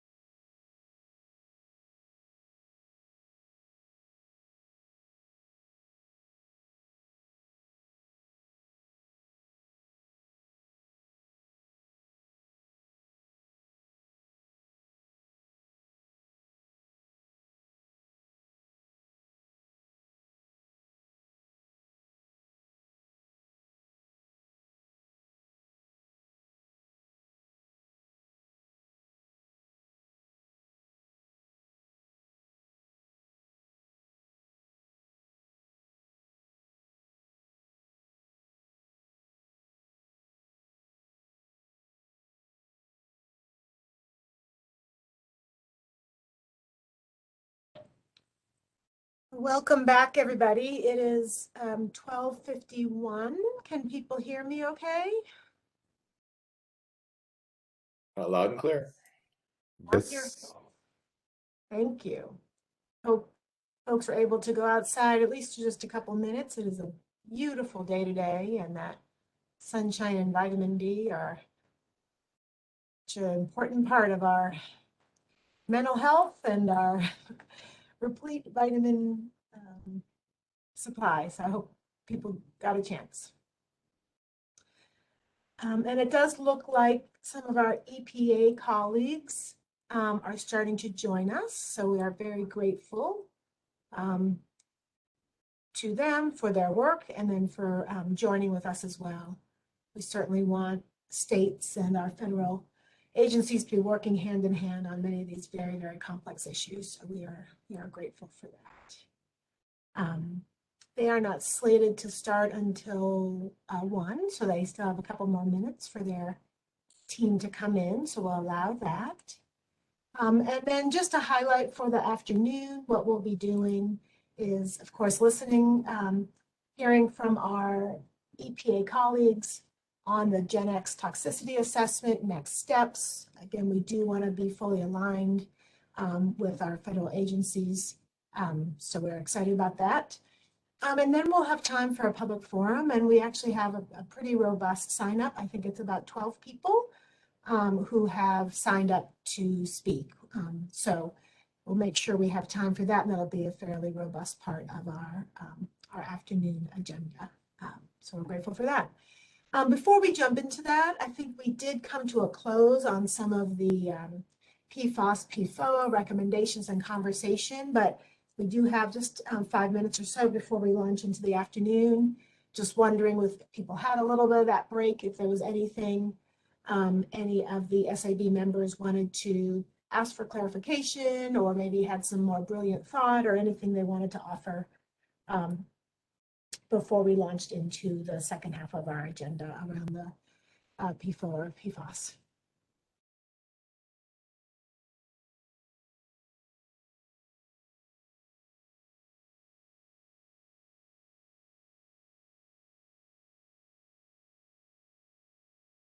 Okay, great. Just wanted to make sure there was space and room for that. Sometimes when you step away for a couple minutes, you think of something new, and I wanted to be sure we had that opportunity. So that is wonderful. I'm going to look to some of our EPA colleagues to see who is on. Do see Albert Ryan. Let's see, I'm also looking for, is Brittany Jacobs on yet? Or we still have a couple more minutes for Ms. Jacobs or Dr. Jacobs? I'm not sure. Brittany Jacobs and CBL. I'm very sorry, I didn't hear you. Betsy Beal just joined, and Great, that's wonderful. Betsy's on. Susan Euling, Dr. Susan Euling is on, and she'll be giving the presentation. Oh. And Brittany Jacobs, I'm sure, will be on shortly to address. She'll be able to address any questions people may have afterwards. Wonderful. And we got note that Crystal had a very time-sensitive issue, so she will not be joining us. And then Eric Bernenson, is he on yet? Elizabeth, Eric's not going to be joining, but I'm here in his place today. Oh, okay. Man, you're carrying 3 persons. All right, so you're Eric, Crystal, and Ryan. All right. So did I hear that Susan will be doing, I should just be turning it over to Susan, not, okay, wonderful. Well, that makes it really. a question, can I, I'm not that familiar with X, can I just use the share content button to my slides? Is that what you suggest? Susan, I'm about to make you the presenter, and that will give you the ability to have a presentation and share that screen, so it's the main focus of the WebEx event. But Susan, your volume seems very low to me. I'm hearing everybody else really well, but your volume is really low. So I'm wondering if there's any adjustment you can make on your side.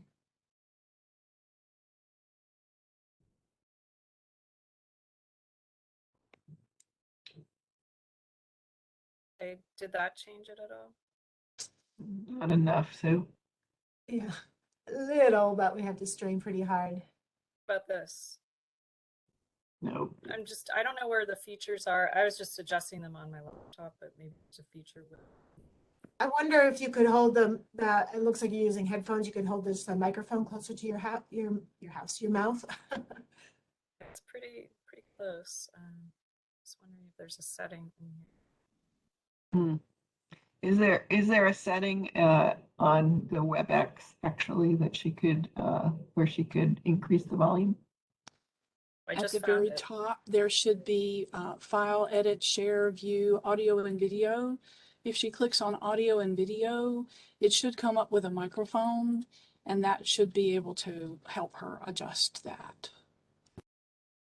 Okay, how about this? I just adjusted it. Much better. You can even come up more. Yeah, it looks like if you click on that, the microphone and go the volume all the way out, or maybe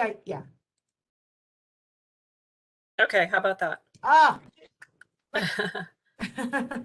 Perfect. How many scientists does it take to increase the volume on a webinar? Apparently 25. All right, well, I guess just especially out of respect for some of our public viewers, might just want to wait just about a minute or so just to be sure of anybody that was planning on joining at one. We'll just give them a little bit of time, and then we'll turn it over to you, Susan. And I really want to thank you and all of your colleagues for joining us. And again, not just all of the leadership and the work you're doing on the national level, but being so proactive and working collaboratively with the states. It's just so important and it's so helpful from our standpoint, and we clearly want to align with you all. So we're very grateful for the time that you're spending with us and all the work that you are doing. So thank you for all that. All right, well, with that, why don't we go ahead and get started. We're just about 30 seconds early, but I know we do have that robust public forum, so we want to dive right in. So I will turn it over to, and forgive me, I was really not terribly formal with you. I shouldn't probably call you Susan. I think I probably should call you Dr. Euling. So I apologize. No, that's fine. Not professional enough. So please, I'll turn it over to you. Okay, well, thank you so much, Elizabeth. And thanks for inviting EPA's Office of Water to present on the final toxicity assessment for GenX chemicals. And so I'm Sue Euling, and I'm a new branch chief in Betsy Beal's division, which is the Human and Ecological Criteria Division, which is within the Office of Science and Technology. So I just want to point out that Brittany Jacobs and Betsy Beal, as well as Ryan Albert, who's from a sister office of the Office of Groundwater and Drinking Water, are on this call and can answer questions at the end.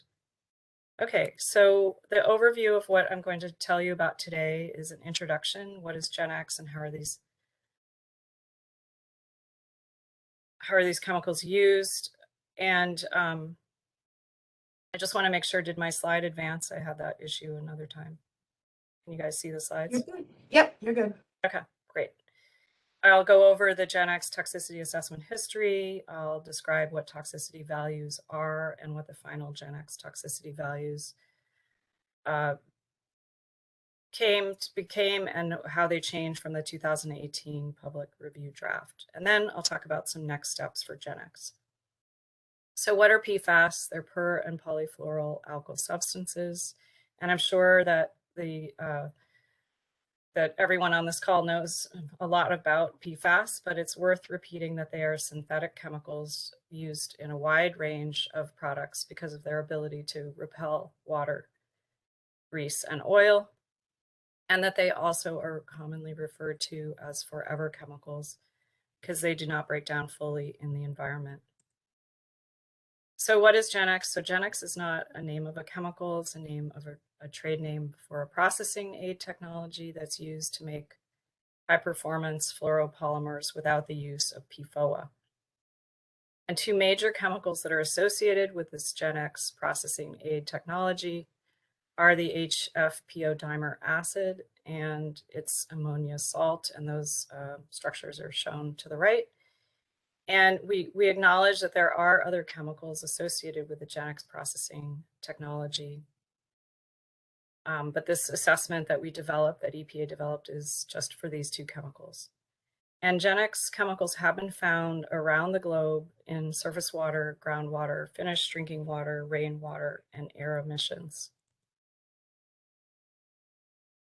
So what are uses and potential sources of GenX chemicals? It was developed, as I mentioned, as a replacement for PFOA, and PFOA was phased out in the US by 2015 under an agreement with EPA and 8 major companies in the Pfas industry. This was part of the PFOA stewardship program that was established in 2006. So information on specific products that contain GenX chemicals is not readily available. But given that GenX chemicals are a replacement for PFOA, it's likely that they are used in the manufacture of same or similar commercial fluoropolymer end products, which formerly use PFOA. And GenX chemicals may also be generated as a byproduct of fluoromonomer production. And so GenX has not been detected in the older aqueous film-forming foams, or AFFF, formulations that use PFOA, which is not surprising. But it's less clear whether the newer formulations of AFFF do or do not contain GenX. We have heard about individual formulations being assessed and that they do not contain GenX, but that doesn't mean that some of the formulations, that none of the formulations contain GenX. So what is a toxicity assessment? It's a summary of the health effects associated with exposure to a particular chemical or chemicals. And the goal is to identify the dose levels at which health effects may occur in order to calculate toxicity values. Toxicity values for oral exposure are called reference doses, or RFDs, and these RFDs are an estimate of a daily exposure to the human population, including sensitive subpopulations, that's likely to be without an appreciable risk of adverse effects over a lifetime. And the RFDs also take into consideration uncertainty in the data by including the consideration and application of uncertainty factors as a way for the RFD to be protective of public health. So here shows the GenX assessment development process and timeline. So in February to June of 2018, the first draft of the assessment was developed, and the first peer review was conducted from June to July of 2018. And in November of 2018, the public comment draft was released. And that public comment period lasted until the end of January, or roughly the end of January 2019. And during the public comment period, there were a number of comments about the single cell necrosis critical effect in the liver that had been identified as a critical effect in the first draft assessment. And there were concerns that were raised that were about the human relevance of this endpoint and the adversity. And so to address this concern, EPA reached out to the National Toxicology Program, and their pathology working group was willing to convene an independent review to evaluate the liver tissues from 2 studies. And Chemours graciously provided the slides to the NTP for their review. And a result of this review, they produced a report that they provided to EPA, and a response to both the public comments and the NTP review. The draft was revised, and a second peer review was conducted this year, April to July 2021. And then before final, and we incorporated comments from the peer reviewers and produced the final toxicity assessment. But before we released, we conducted some outreach to states, the states that were either in the process of developing or had finalized their own GenX guidelines. And we're aware of 8 states that have done so. So the scope of the GenX toxicity assessment, as I mentioned, is just 2 of the GenX chemicals, what we think are the major ones, HFPO dimer acid and its ammonia salt. The human receptors are all life stages in the general population and occupational population. Sources of exposure include industrial facilities that use Gen X technology for both polymer production and also for facilities that produce fluoromonomers, as well as exposure to contaminated water, air, soil, biosolids, solids, and possibly others. And the route of exposure is oral. And the health outcomes, the categories shown here, liver, hematological, reproductive, developmental, kidney, immune, and cancer, are just dictated by the available data. Gen X has a relatively small data set for health effects information. And potentially susceptible groups that were identified are children, women of childbearing age who may become pregnant, pregnant women and their developing embryo fetus, lactating women and their nursing infants, and workers. And these groups represent highly exposed and those that may be more biologically susceptible. So here's a comparison in this table between the 2018 public comment draft for the reference doses and the information that was input to result in the subchronic and chronic RFDs. And the green highlight represents the differences between 2018 and the 2021 final document. So as you can see, the same critical study was maintained in the final assessment, the oral, reproductive, and developmental toxicity study from DuPont.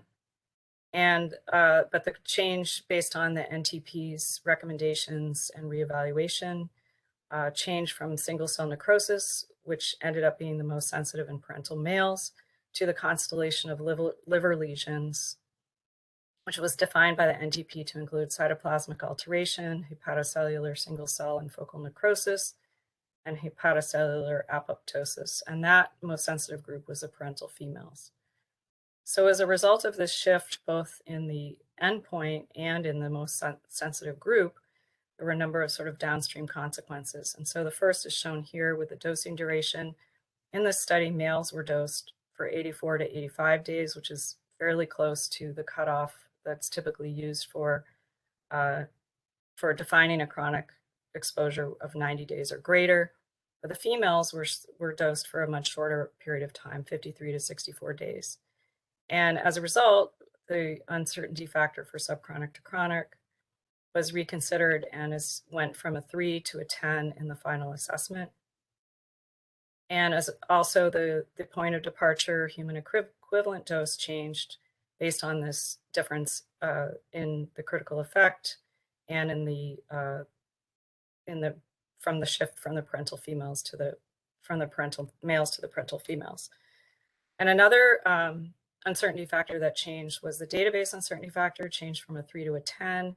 And this was resulting from new available studies published between 2018 and the final assessment, which led to some more information about data gaps. So the resulting subchronic RFD is about an order of magnitude lower than in the 2018 draft, and the chronic is about 25 times lower in the final compared to the public review draft in 2018. Okay, so this just summarizes of some of what I've already told you, but the key reasons for the changes in the final assessment.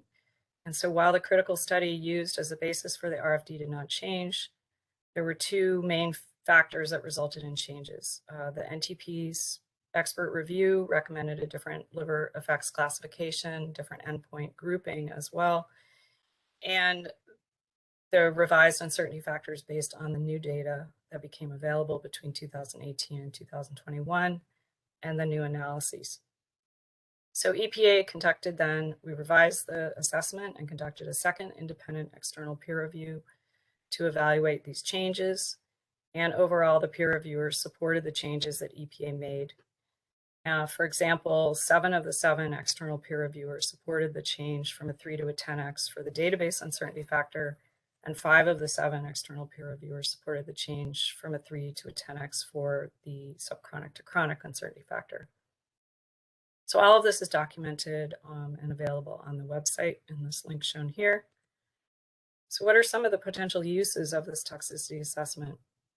The RFDs are key building blocks of risk assessments for these Gen X chemicals, coupled with exposure information and other important considerations. And the RFDs can also be used to develop health protective levels based on oral exposure for chemicals in drinking and ambient water, soil, fish, and other media.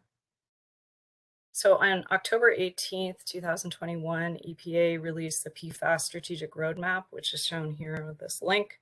And one of the commitments that was made in the roadmap was to develop a Gen X Chemicals Drinking Water Health Advisory by the spring of 2022. So here we're in this slide, I'm just comparing some of the available information on Gen X chemicals to other PFAS, and in particular comparing them to some of the first generation or longer chain PFAS, such as PFOA and Pfas. So suggested from the available data are that Gen X are similarly of long persistence in the environment, but that they may be more mobile in water than the older generation Pfas and more difficult to remove in conventional drinking water treatment, but that they're less persistent in humans and animals once ingested. They also display a similar spectrum of effects as other PFAS, but different from some of the others. The liver endpoints came out as the most sensitive among the available data. But it may be, again, because Gen X is a relatively small data set, this might change with the advent of additional data. So this table shows the current EPA final chronic RFDs for PFAS chemicals. And among these four final values, you can see that Gen X is the lowest chronic RFD. But I think it's super important to point out this very large footnote here, which is that these PFOA and Pfas values are from 2016 Health Advisory and Health Effects Support documents, and that currently the Science Advisory Board of EPA is reviewing draft PFOA and Pfas RFDs and support documents as part of the National Primary Drinking Water Regulation for PFOA and Pfas. So these values are subject to change. And if you're interested in finding out more about the SAB meeting and also the materials, there's 4 support documents. You can find them at this link. And then here are just some other links to the materials for the Gen X Toxicity Assessment. And this website not only includes the assessment, but also the first peer-reviewed response to comments, the response to public comments, response to the second peer review, and also all of the studies that were described in the toxicity assessment are available on this publicly available HERO project page. And that also includes the report from the NTP. So the 2 co-leads for the Gen X toxicity assessment are Dr. Brittany Jacobs and Greg Miller. And Brittany, as we mentioned, is on the call. And so here's their contact information if you'd like to find out more of the technical details.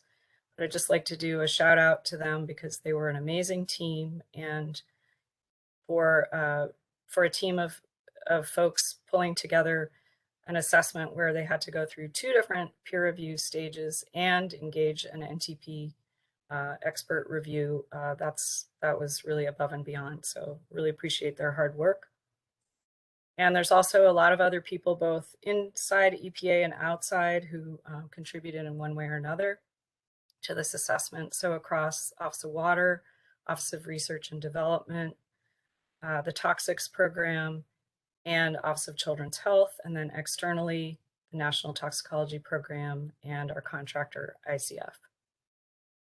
So really appreciate you inviting us today, and we have our team of folks who can answer any questions that people have.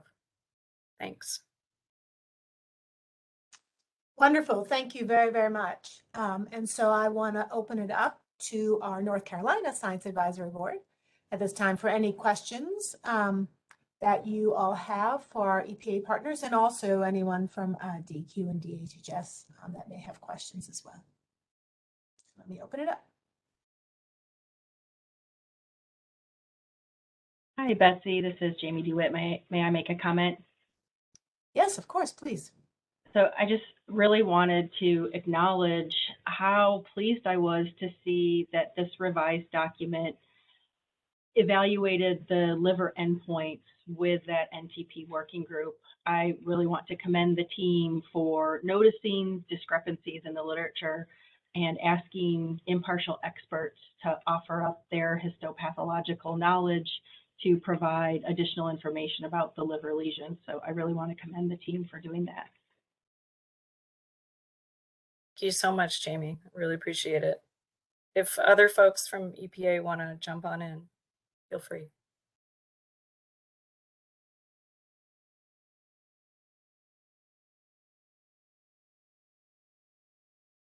Hi, Oh, Sue. sorry. Sorry, this is John Vandenberg. Great job, Sue. Thank you. That was a really very straightforward overview.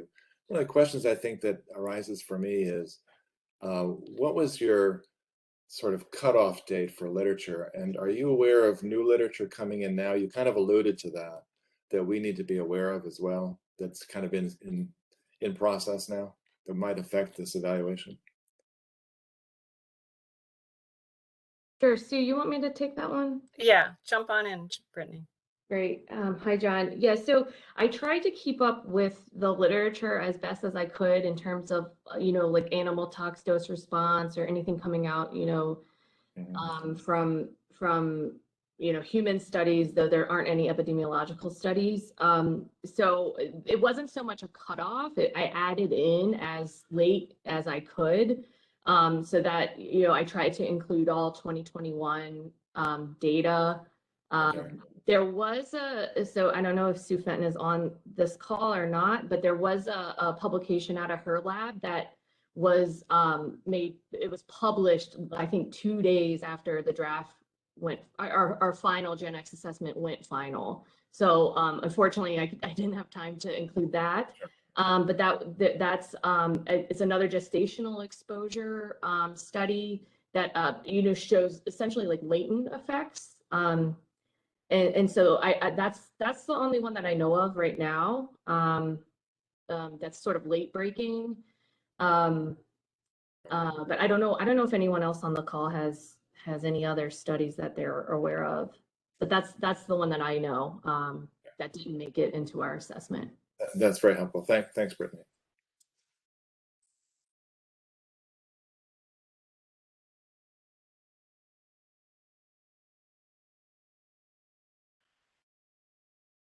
I just wanted to ask a question. So there's very limited information on Gen X in humans. The one study that's been published didn't detect Gen X in the blood of people. So how much do you think the exposure piece is going to have any influence on how this moves forward? I mean, can you predict the future based on the exposure piece? I'll let Brittany take that one, or Ryan.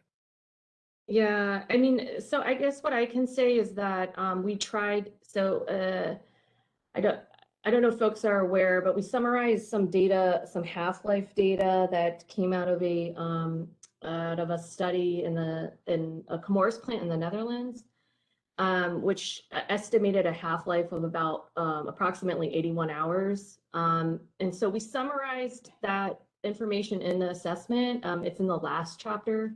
And we did a sample calculation to show that if you calculated a point of departure human equivalent dose using that estimated half-life versus the body weight to 3/4 default that we used for the RFD derivation, that it wasn't very different.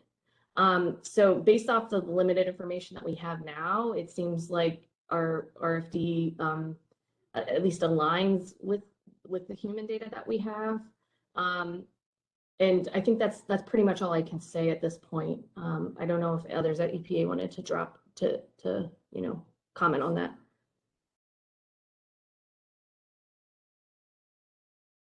Yeah, Jamie, were you also interested in just like occurrence information, or were you more interested in the half-life information? Because I think Brian could probably talk about. There's just not a lot of information on those human values, and I was just curious as to whether or not there would be pushback from lack of data in humans, but that's asking you to predict how external people would respond to the assessment, which is sort of an unfair question. Like I said, can you predict the future? Yeah. This is Betsy. I can just weigh in a little bit. I think I can't predict the future either, and I'm sure some people will have questions about the use of the human data, which we tried, as Brittany explained, to address to the best of our ability given the state of the database right now. I think one thing that we saw with our other assessments of perfluorinated PFOA and PFAS was an explosion of research following the issuance of the health advisories, hundreds of new studies done. And so, there's much less information available on Gen X. And so I could imagine that, there'll be more in the future, and both human data and other kind of data and monitoring. I think that's what happens with an emerging contaminant. So I guess we just got to stay tuned. I think we described the data to the best of our ability, given what we've, it's not published yet. So we'll see. Thank you. Yeah, Beth, do you mind if I comment? This is Sue Fenton.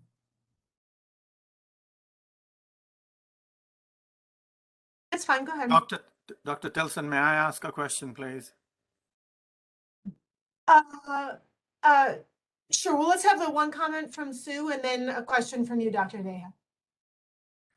So I wanted to comment back on Jamie's question because in our study looking at the offspring of in utero Gen X exposed animals, mice in this case, we did not detect any internal dose past 5 days of life. So when the animals were weaned, we couldn't detect any more Gen X. However, we know they were exposed. And they went on to form metabolic disease and this constellation of liver outcomes that was described so nicely by Sue earlier.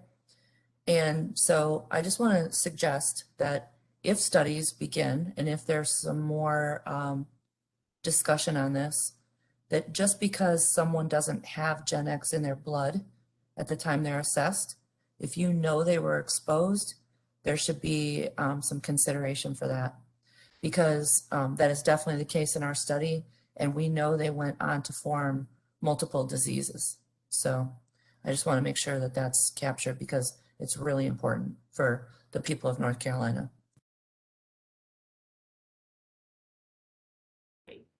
Thank you for that. Please, Vinay, your question. Yeah, thank you very much, Elizabeth. My question to the last speaker from EPA is as follows. It's more of a general knowledge in the domain of general knowledge. PFAS is in the process of being phased out or has been phased out effective 2015 or whatever was indicated. And the new class of chemicals, Gen X, is now essentially taking its place. They both seem to have human impact and they both seem to have environmental impact. My question is, why are we permitting Gen X to take over from PFAS? Are we trading one evil over another evil? I simply want to get some clarity on this. So it's a different part of EPA that reviews these chemicals under TSCA and makes registration decisions. And I know they're doing a lot right now to call in data and reevaluate other chemicals throughout the class and look at their health effects. I don't have a good answer to your question. I think people made decisions a decade or more ago about transitioning from the longer chain perfluorinateds to shorter chain perfluorinateds for whatever reasons, and we're seeing the outcomes right now. I think they correctly predicted that there would be shorter half-lives in people, but that is, you know, the impact of that on the health effects is a lot more complicated than just that. So I don't have a good answer to your question, sir. I think we're all wrestling with how to best address these chemicals that are really ubiquitous throughout the modern world.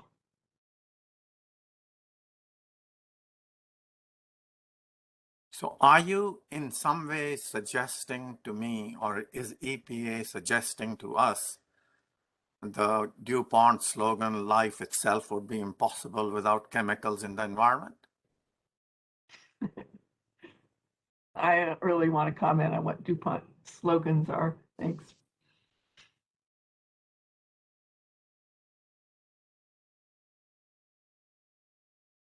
Can I ask a question? This is Detlef. Yes, please. Go ahead, Dr. Knappy. I wanted to hear maybe a little bit about ongoing activities with respect to other PFAS. Are there toxicity assessments for other PFAS, or are you trying to capture also the fact that PFAS typically occur in mixtures? I'm just kind of curious, and if not the mixtures, can the uncertainty factors capture some of this? I'm not a toxicologist, so I'm just trying to understand how we align the fact that we're exposed to mixtures with this approach of one chemical at a time. So this, Betsy, I'll start, and then Sue and Brittany, feel free to add on. There were 4 documents that we provided to the Scientific Advisory Board for their review, which will start December 16th and then continue on into early January. One of those documents was addressing exactly what you're talking about, chemical mixtures. So there's one document that presents 3 different approaches for evaluating risk when you have multiple perfluorinated compounds in a particular sample, because we know that's what people are largely dealing with. So we'll be very interested to hear back from the Science Advisory Board what their recommendations are regarding that. There's also an enormous amount of work going on across EPA on other perfluorinated, specifically the same types of assessment that we did for Gen X, and I can't ever remember the names of them, but Sue or Brittany, if you can, there are, I think, 4 or 5 other ones that the Office of Research and Development is working on. And in addition, there is a much broader look that's being taken at groups of different perfluorinated compounds. That's going to take more time because it involves a data call-in, sort of generation of data, and then looking across the class. But they're looking at all different kinds of data, including using new approach methods to try to get a handle on the differential toxicity of these chemicals, because there are some differences. They're not as wide as some people might lead you to believe, but there are definitely differences. So Sue or Brittany, do you remember what those other? Yeah, so for the IRIS program, the PFAS that are under development right now for toxicity assessments are PFDA, PFNA, PFHXA, PFHXS, and PFBA. So quite a few. And they just recently, in this one of the slides that I showed, they just recently released earlier, like I think April 2021 was the Pfbs toxicity assessment. So that has been completed. And also I just wanted to point out, based on the a comment or question from Dr. Anaja. I don't know if I'm pronouncing that correctly, but I think if you consult the EPA PFAS strategic roadmap, you can see they have a whole section on commitments to get what they're calling upstream of the problem, to intervene earlier. And one of those is like a review of the registrations on a number of PFAS. So that's available on the website. And I think it has some specific projects there that I don't feel like I can comment on because we're an Office of Water, but just some good information there. Thank you.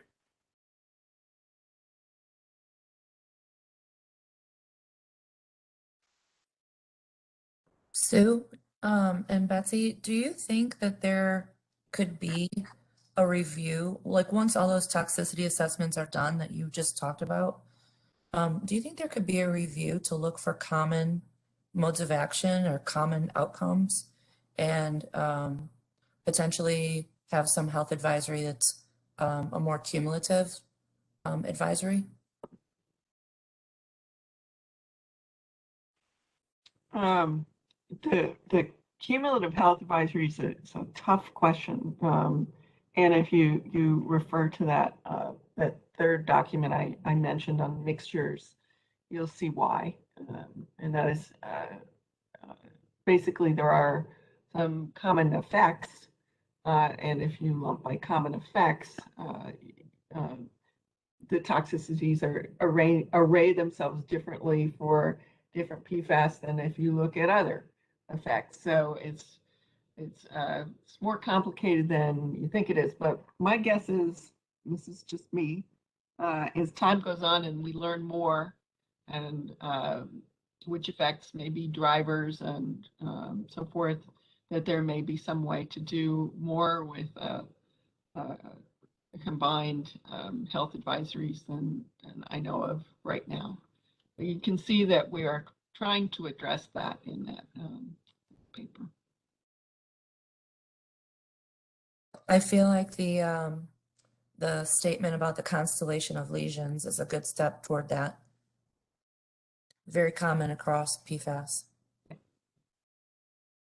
Yeah, but I think, Sue, you raise a really important point, which is that there's just a lack of mechanistic information, particularly for developmental and repro for PFAS, which is kind of surprising given how many PFAS there are and for how long people have been studying PFOA and PFAS. But I think that's definitely important. I don't know, Brittany, if you want to say anything more about Gen X and mode of action and to round out this conversation. Yeah, I think we spent a lot of time in between. I think the thing I'll say is we spent a lot of time in between the draft and final focusing on mode of action and all the available data and trying to show that there, are multiple potential modes of action. So, and we'll be doing the same for PFOA and PFAS. So hopefully we can kind of start that conversation or at least get that ball rolling in the near future here.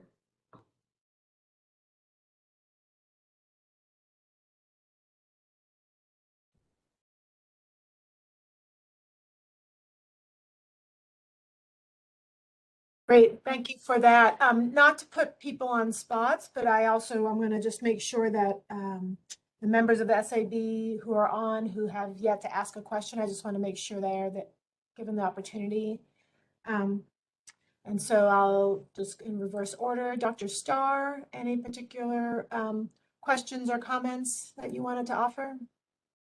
No comments. I think the ones that have been made so far have been very insightful and useful. So. Great. Dr. Kimball?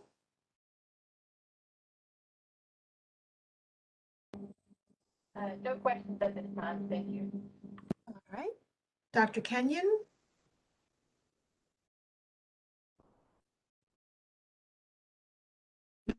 No questions, just very happy with the information we're getting and good questions that are being asked.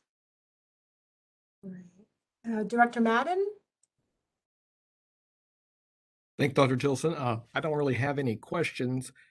The information, I agree with my colleagues, it's been insightful, and I think that there is still for me, I need to digest some of this because I still, with understanding, I think where the delay and some of the considerations are, but I'm going to think on this a little further before I ask some additional questions. Thank you. And is there anybody else, any other member of the SAB that I have missed? I think I was keeping track of everybody who's on who's commented or not, but if I missed you, please let me know. Great. And if there's any other members who have already offered up a question or a comment, if there's anything else based on the discussion you wanted to bring back up, I'm sure we have the opportunity to do that.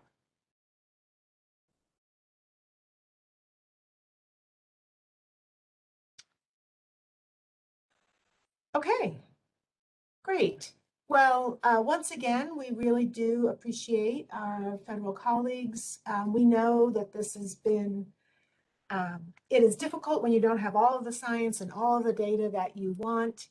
This is a pretty complex emerging topic. We appreciate the continual look at actually old studies with reinterpretation and then continuing to look at the new and evolving studies. From the beginning, we knew we did not have much of a depth of literature already on this. And so it is nice to see a little bit bigger depth of that literature. And then, as promised, a continual reevaluation with new literature and continual reevaluation of the science. And so we are grateful that you all are doing that. And we are very much looking forward to staying in line with you in the process and continuing to learn and do all that we can federally and at the state level to protect our people. So we appreciate that scientific process and, again, the continuing reevaluation of this emerging family of literature.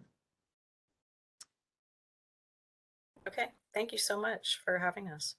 Elizabeth, before the people from the EPA leave, can I make my public comment or whatever I had registered to comment today?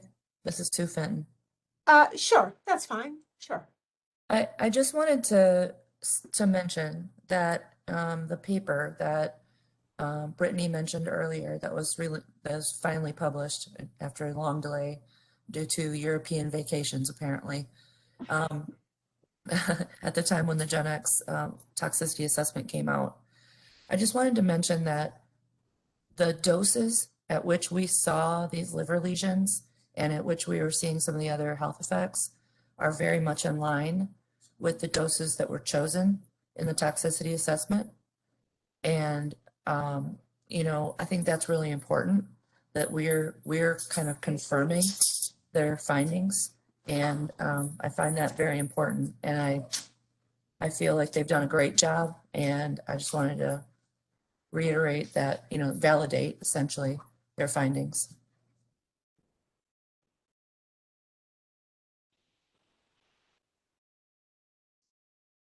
Wonderful. Thank you for that comment. And yeah, you were first on our list of public comments. So great.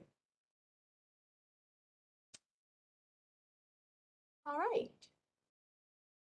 Wonderful. Well, with that, then we will move to the public comment section of our afternoon program. We have, as I said, we had 12, but now Dr. Fenton, I assume, went first, so we'll have 11. And what we'll do is we will go through and I'll announce the name, and then we will have that person be unmuted to be able to give their comments. We're going to limit the comments to 2 minutes, as we do have several fair amount of comments coming forward.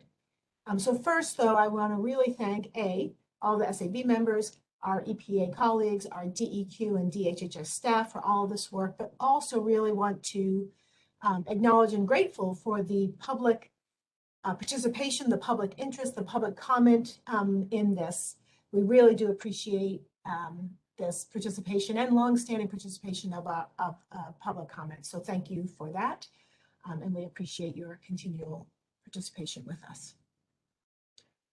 So with that, then I am going to acknowledge Mr. Steve Risotto, and I do apologize up front if you are a doctor and I don't call you that. I just don't have your titles up front, so I apologize if I am not acknowledging your professional titles. So I'm going to turn it over to Steve Risotto and have him be unmuted for his comment. Thank you very much. Can you hear me okay? Yes, we sure can. Thank you. Awesome. Thank you. Dr. Tilson, members of the board, appreciate the opportunity to provide just some brief comments. I guess first, as you heard this morning, EPA has laid out a very comprehensive and robust approach in their roadmap to addressing concerns about and identifying activities for priority PFAS. By our count, there are over 50 individual initiatives that are both short and long term.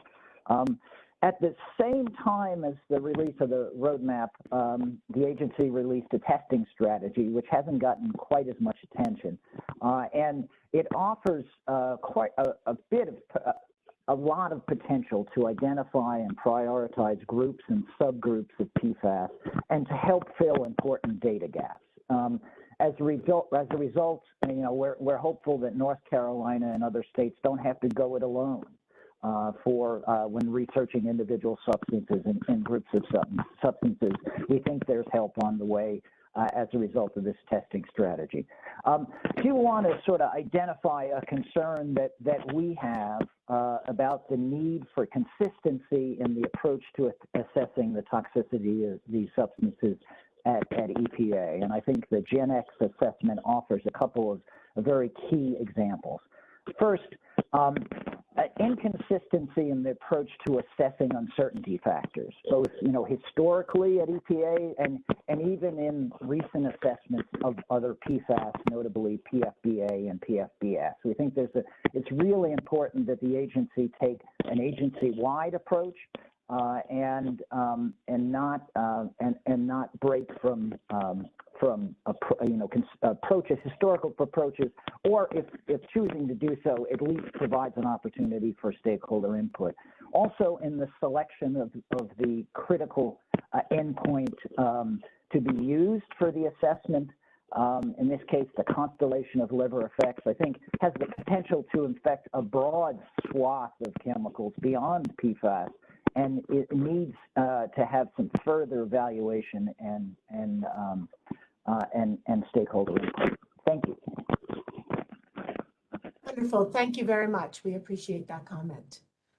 I'm going to turn next to Jean Wong. I apologize if that is not the correct pronunciation, from the Southern Environmental Law.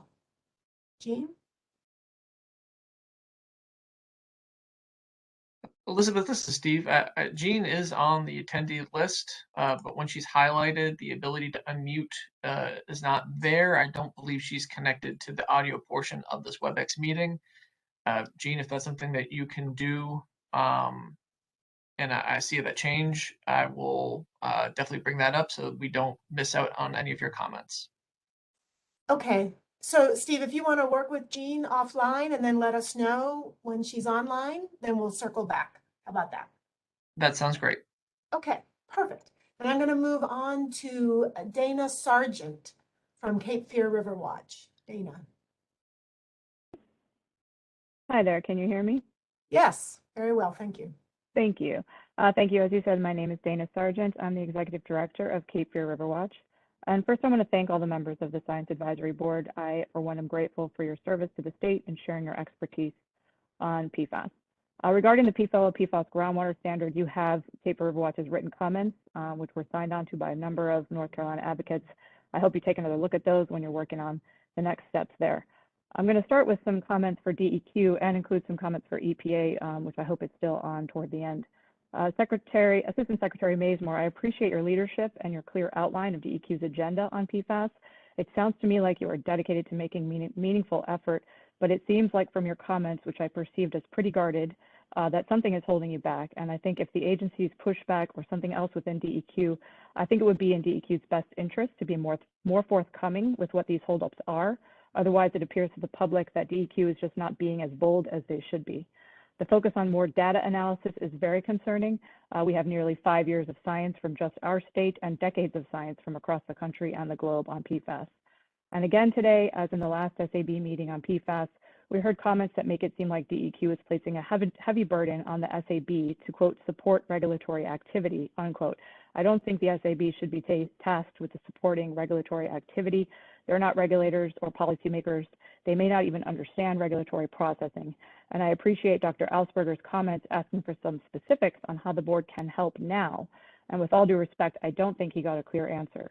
I also appreciate Dr. Canape's questioning of the slow approach presented when, as he said, quote, we know where the sources are, unquote. If DEQ is in fact dedicated to listening to the SAB, these comments, both from the chair of the SAB and from what I would say is our state's lead chemist on PFAS, should be taken very seriously. Comments which in essence are asking DEQ to stop using words like evaluate, advise, analyze, and review, and take action now. There was mention that DEQ will be ensuring alignment with EPA at the same time taking care of our state, and I don't think that's possible. The state needs to take action now. The federal agenda is riddled with regulatory hurdles that will further delay action, and we are much more contaminated than most every other state in this country. And many of these states with much less of this junk in their environment and bodies are not waiting for EPA. There was mention that DEQ requires additional legislative authority, and that may be the case for some things, but I didn't hear what they were. In my comments, I'd like to prioritize two things DEQ can and should be doing now, which do not require additional authority, but are actually required by law under the Clean Water Act. First, DEQ must require all NPDES permit holders in the state to disclose any PFAS in their discharge. Assistant Secretary Mazemore mentioned this was planned, but it should have happened a long time ago. It would be really helpful for the community members if there could be some explanation about what the holdup is in getting this done in the immediate future. Second, DEQ must immediately require any NPDES permit holders who have PFAS in their effluent to apply technology-based effluent limits to remove PFAS. DEQ has authority, again, under Clean Water Act, required to do this. And by order of consent, we know Chemours has proven that available technology at their highly contaminated site reduces PFAS load to our river by more than 99%. Again, this should have happened years ago, and we're counting on Secretary Beiser and Assistant Secretary Mazemore's leadership to set this right. Thank you, Ms. Sargent. We are beyond the 2 minutes, so I'm going to. I would ask for just 30 seconds more because we didn't hear about the 2-minute warning until you just said it a few seconds ago.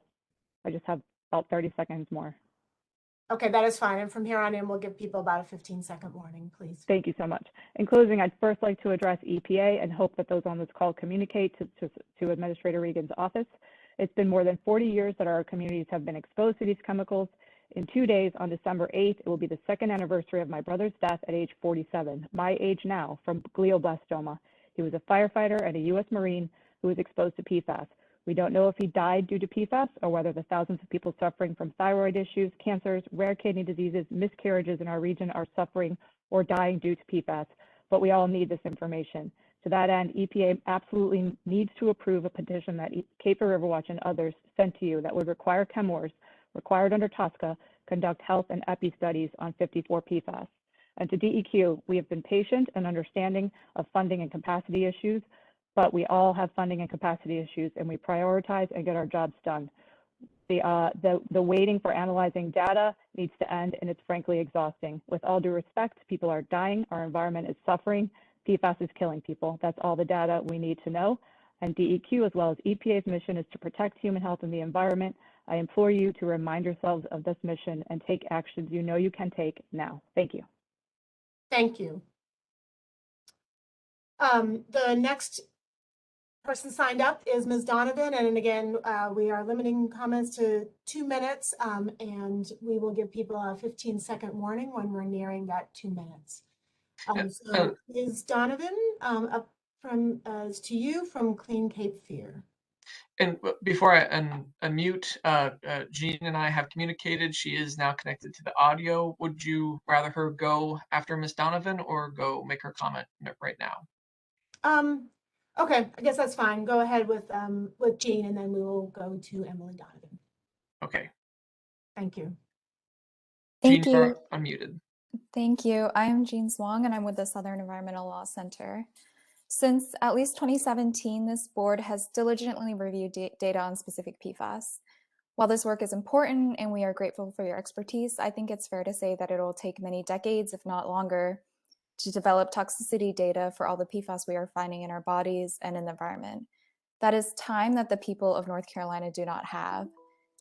Communities throughout the state continue to suffer from PFAS in their water. And DEQ and EPA already have the tools that they need to keep PFAS out of the environment.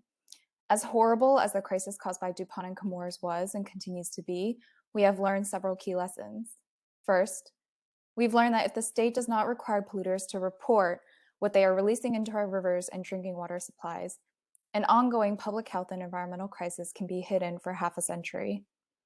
As DEQ stated in its lawsuit against Chemours, polluters are required under the Clean Water Act and state laws to disclose any releases of PFAS into our waters.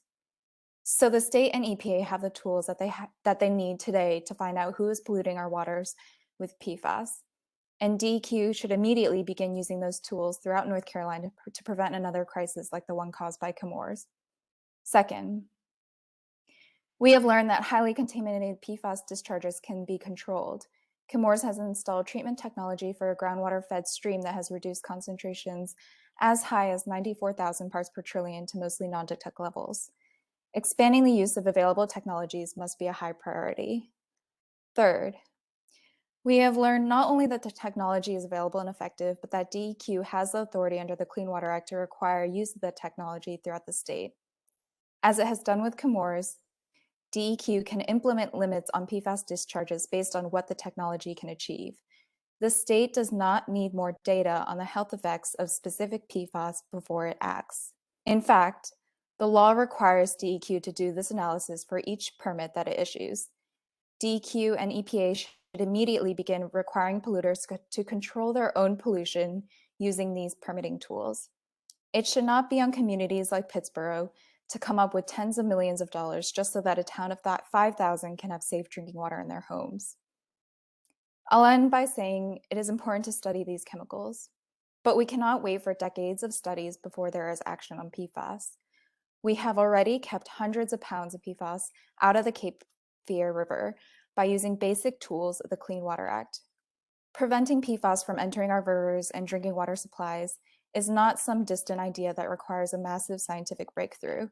It can begin happening today, and I urge the SAB to recognize this and to make this message clear to EPA and DEQ. Thank you.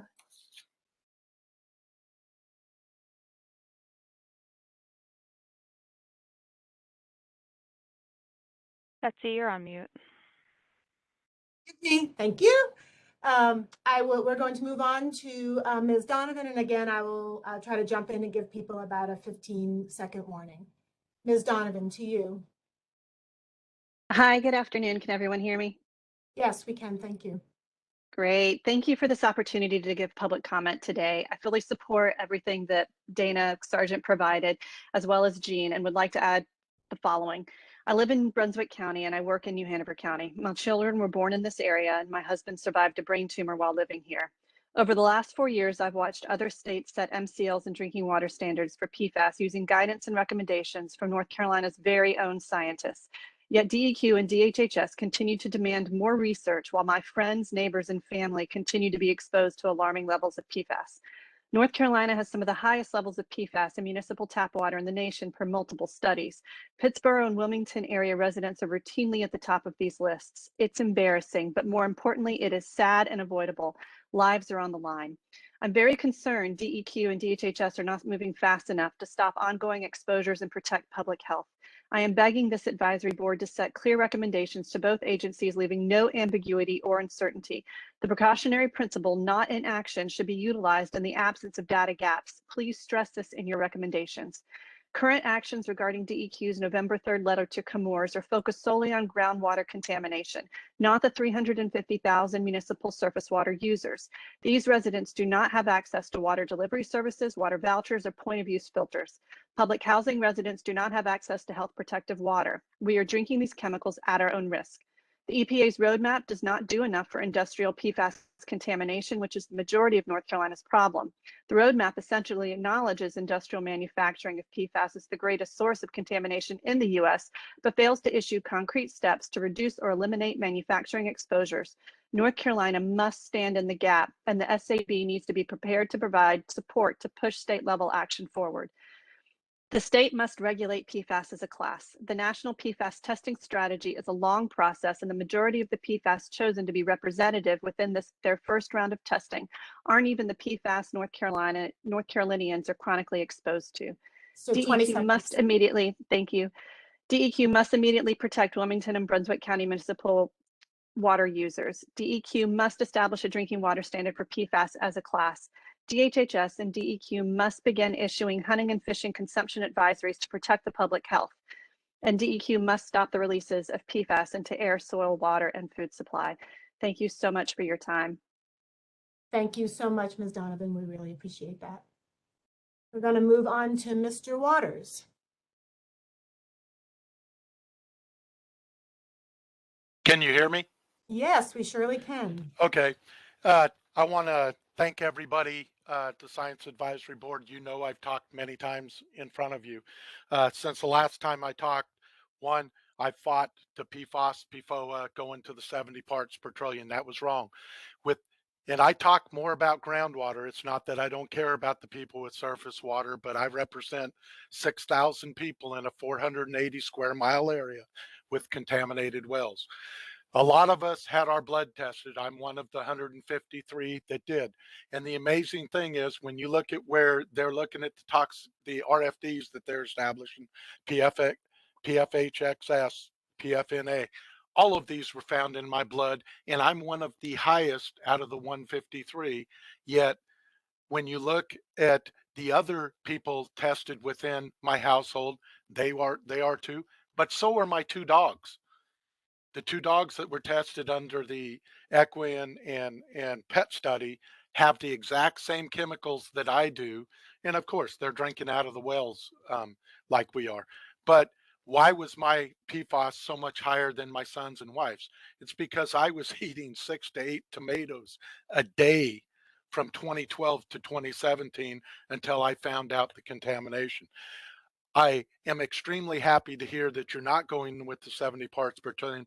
But what I challenge to DEQ, Secretary Beiser, you already have laws. You have some of the most restrictive standards for PFAS in North Carolina using the groundwater equality standards. It's called the PQL. It's 2 parts per trillion or less, yet I can't even get DEQ to acknowledge out of 12 chemicals they test for, what's the PQL for those 12 chemicals listed on the consent order.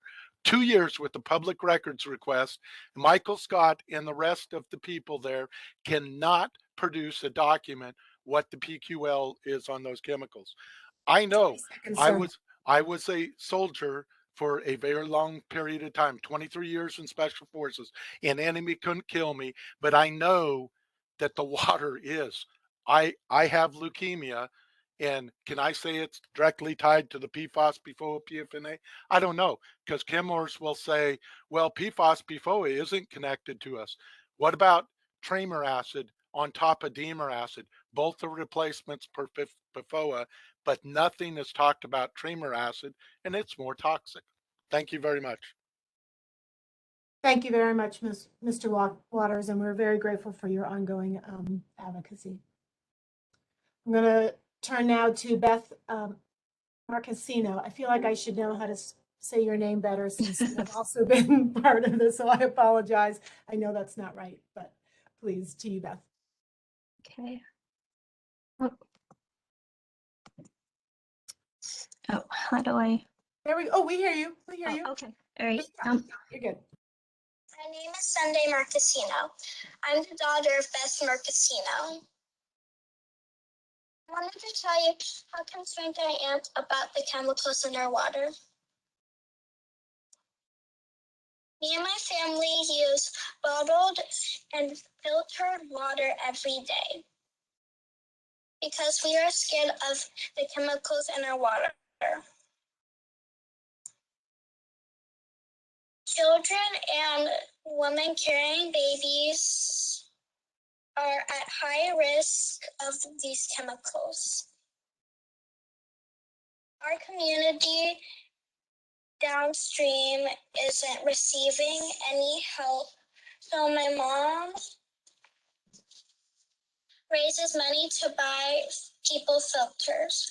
My mom told me that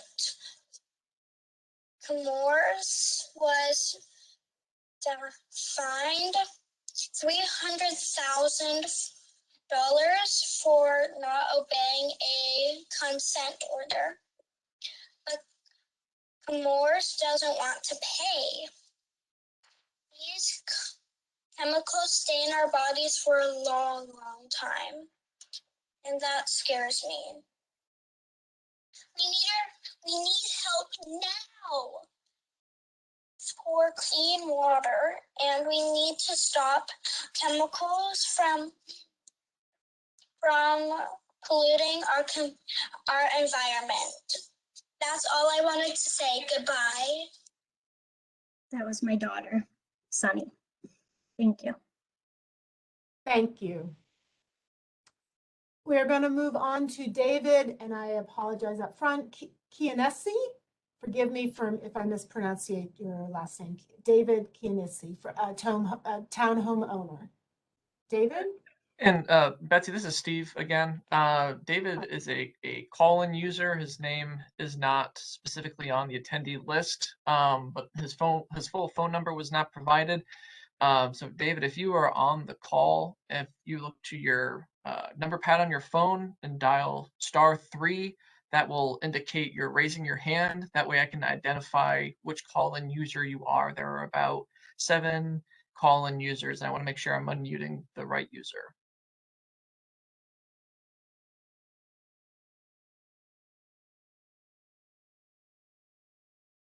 And David, I would just recommend that I sent you an email earlier with some information. If you are on and want to reply to that email, please do, and we'll make sure that your comment is heard. And I'll be checking in the call-in user list to see if any of the hands do get raised. Okay, so why don't we move on to Mick Noland, and then you can just keep us apprised if you can get up with David. How about that? That sounds great, and we do not have Mick Noland listed on our attendee list. Okay. Mick Noland from Fayetteville Public Works Commission is what I have here. Okay, well, let's move on then to Connor Kippy. And again, I'm not seeing Mr. Kippy on the attendee list. Okay. I'm going to move to Regina Smarden.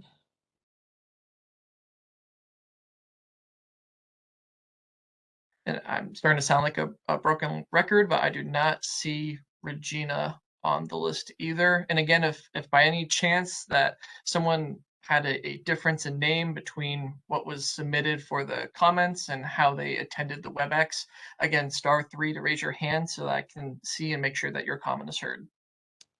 Okay, we're going to move on then to Corey Bell.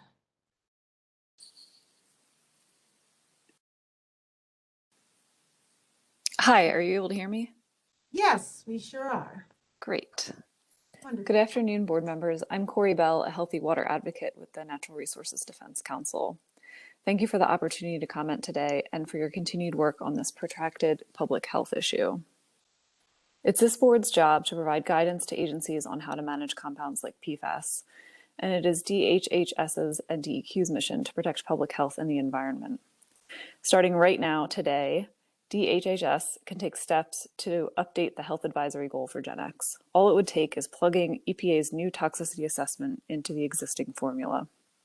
Today, DEQ can require monitoring and limit PFAS discharges. These actions are consistent with the state's Year 1 framework objectives that you heard about this morning. As you know, the state's current health goal for GenX is about 35 times higher than what EPA now recommends. GenX is potent and has been linked to several health effects, including reproductive problems, low birth weight, high cholesterol, and several types of cancers. The existing timeline for regulation of GenX supports regulating PFAS as a class. DuPont started polluting our air, water, and soil with this chemical over a decade ago. Almost 5 years ago, the public became aware of GenX pollution, and here we are now, contemplating whether to update a health advisory goal. Not a maximum contaminant level for drinking water, a health advisory goal, incorporating this latest science. If the state follows the same timeline for just those individual PFAS we currently know about, it will take over 40,000 years to set health advisory goals. Fortunately, the state can be more nimble than federal EPA, and it must be in order to protect North Carolinians. The Secretary himself recognized the need for states to step up when he announced the federal PFAS roadmap. He said every level of government, from local to state to tribal to federal, will need to exercise increased and sustained leadership to truly make progress on PFAS. We need to clean up, phase out, and regulate as a class in order to stop the releases of PFAS into our air, soil, water, and food supply. 20 Governor, seconds, please. Thank you. Governor Cooper has stated that clean air and clean water are a right, and that right is being violated right now by corporate polluters. I hope that you will seriously consider working with DHHS and DEQ to help all North Carolinians achieve this right and regulate PFAS as a class. Thank you again for the opportunity to comment today. Thank you very much for your comments. I'm going to move to Emily Sutton from Haw River Assembly. Emily, are you with us? I am. Can you hear me? Yes, we sure can. Thank you. Great. My name is Emily Sutton. I'm your Haw River keeper with Haw River Assembly. The Haw River watershed has been heavily impacted by PFAS compounds and 1,4-dioxane through discharges from wastewater treatment plants with the industrial pretreatment programs. In November of 2019, the city of Burlington had levels of 33,318.7 parts per trillion for PFAS totals in their effluent being discharged directly into the Haw River. This sample data is publicly available on our website and the City of Burlington's website, and I'm happy to provide those links to their members of the board. Communities immediately downstream in Pittsboro and further downstream in the Jordan Lake and Lower Cape Fear watersheds pull their drinking water from this surface water. These communities have been exposed to high levels of PFAS contamination for decades, and we do not believe there is a safe limit of exposure for these impacted communities. The EPA roadmap has provided guidance for states to move forward on regulating these toxins, but I ask that the Scientific Advisory Board encourage the NC Department of Environmental Quality to move swiftly to regulate these toxins with a class standard to protect our communities and surface waters. It is within the authority of NCDEQ to reduce exposures to communities and protect our surface waters. Many discharge permits are currently expired and up for renewal. Technology-based effluent limits would immediately require monitoring and investigations into dischargers and provide the regulatory enforcement to lessen these discharges into surface waters. This also puts the burden of costs for water treatment on those dischargers rather than downstream drinking water utilities. Technology-based effluent limits. Huh? Sorry? Oh, I said that was your 22nd warning, but sorry. we can get Okay. some more since we... I'll be quick. It's fine. Technology-based effluent limits and disclosures of all PFAS compounds and precursors should be required on these renewal and PDES permits. Unlike the example of Chemours in the Cape Fear, the Haw River watershed has been impacted by PFAS through publicly owned treatment works with industrial discharges, as previously mentioned. As we've seen in the case of Burlington and Greensboro, many of these wastewater treatment plants have potential sources of PFAS compounds within their sewer system.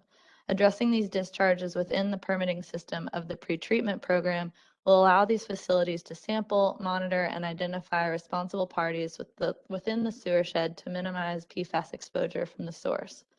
Lastly, one area of concern that was not addressed strongly in the EPA's roadmap is the contamination of groundwater and surface waters from biosolids and landfill leachate. We know that these sources of contamination can contain exceedingly high levels of PFAS compounds and should be regulated and minimized at the source. Leachate from the city of Burlington being discharged into wastewater systems has regularly had total PFAS levels over 20,000 parts per trillion. Though the volumes of discharges may be small, these concentrations can still have major impact on the levels of effluent. These compounds need to be addressed at the source at every opportunity to minimize exposure to our communities. Thank you. Thank you, Ms. Sutton. We really appreciate that. Steve, that was the end of the list that I had. Do you have any hands up from the folks that we weren't able to connect with as we went through? Unfortunately, looking through our attendee list, I do not see any hands raised from either the call-in users or from people that were not on as their name was up to make a comment. I haven't seen any additions to the Q&A box that people announcing their presence. So I believe everyone that wanted to make a comment has done so at this time. Okay, thank you. We very much appreciate that.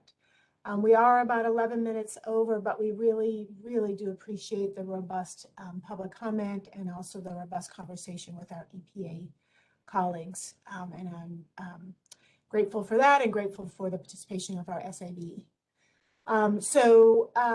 I can move to adjourn this meeting. Before I do that, I just want to make sure there's no other comment from the any of the SAB members before we move to adjourn. Betsy, I just had one comment. Since we didn't put the 2-minute time limit in the press release because we didn't know how many people were going to sign up, I wanted to just offer my contact information again for anyone that wanted to provide more comments or concerns. You can email me, and we have meetings scheduled in the next week to go through a lot of different things with the different divisions, and I can bring these comments to those meetings as well as to Sushma in my meeting with her this week.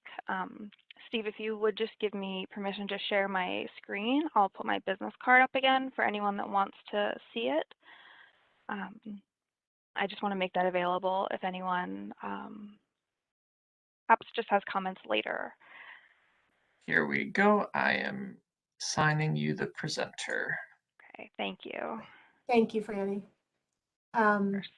And yeah, let me just offer up anything else from any of DEQ or DHHS before I just make sure there's no other comments from SAB members. Okay, anything else from SAB members? Okay, and with that, I think I probably need a motion to adjourn if someone would move. This is David, so moved. All right, do I have a second? This is John Vandenberg, I second. Wonderful, okay. So with that, any objections with adjourning? Okay, as of that, then we will adjourn this month's meeting of the Secretaries Science Advisory Board. And we're very grateful for everybody's participation. And I hope everybody has a lovely holiday season and is able to have some rest and time with family, friends, and loved ones. Thank you. Thank you, Elizabeth. Thank you. Thank you all. Thank you, everyone. Thank you.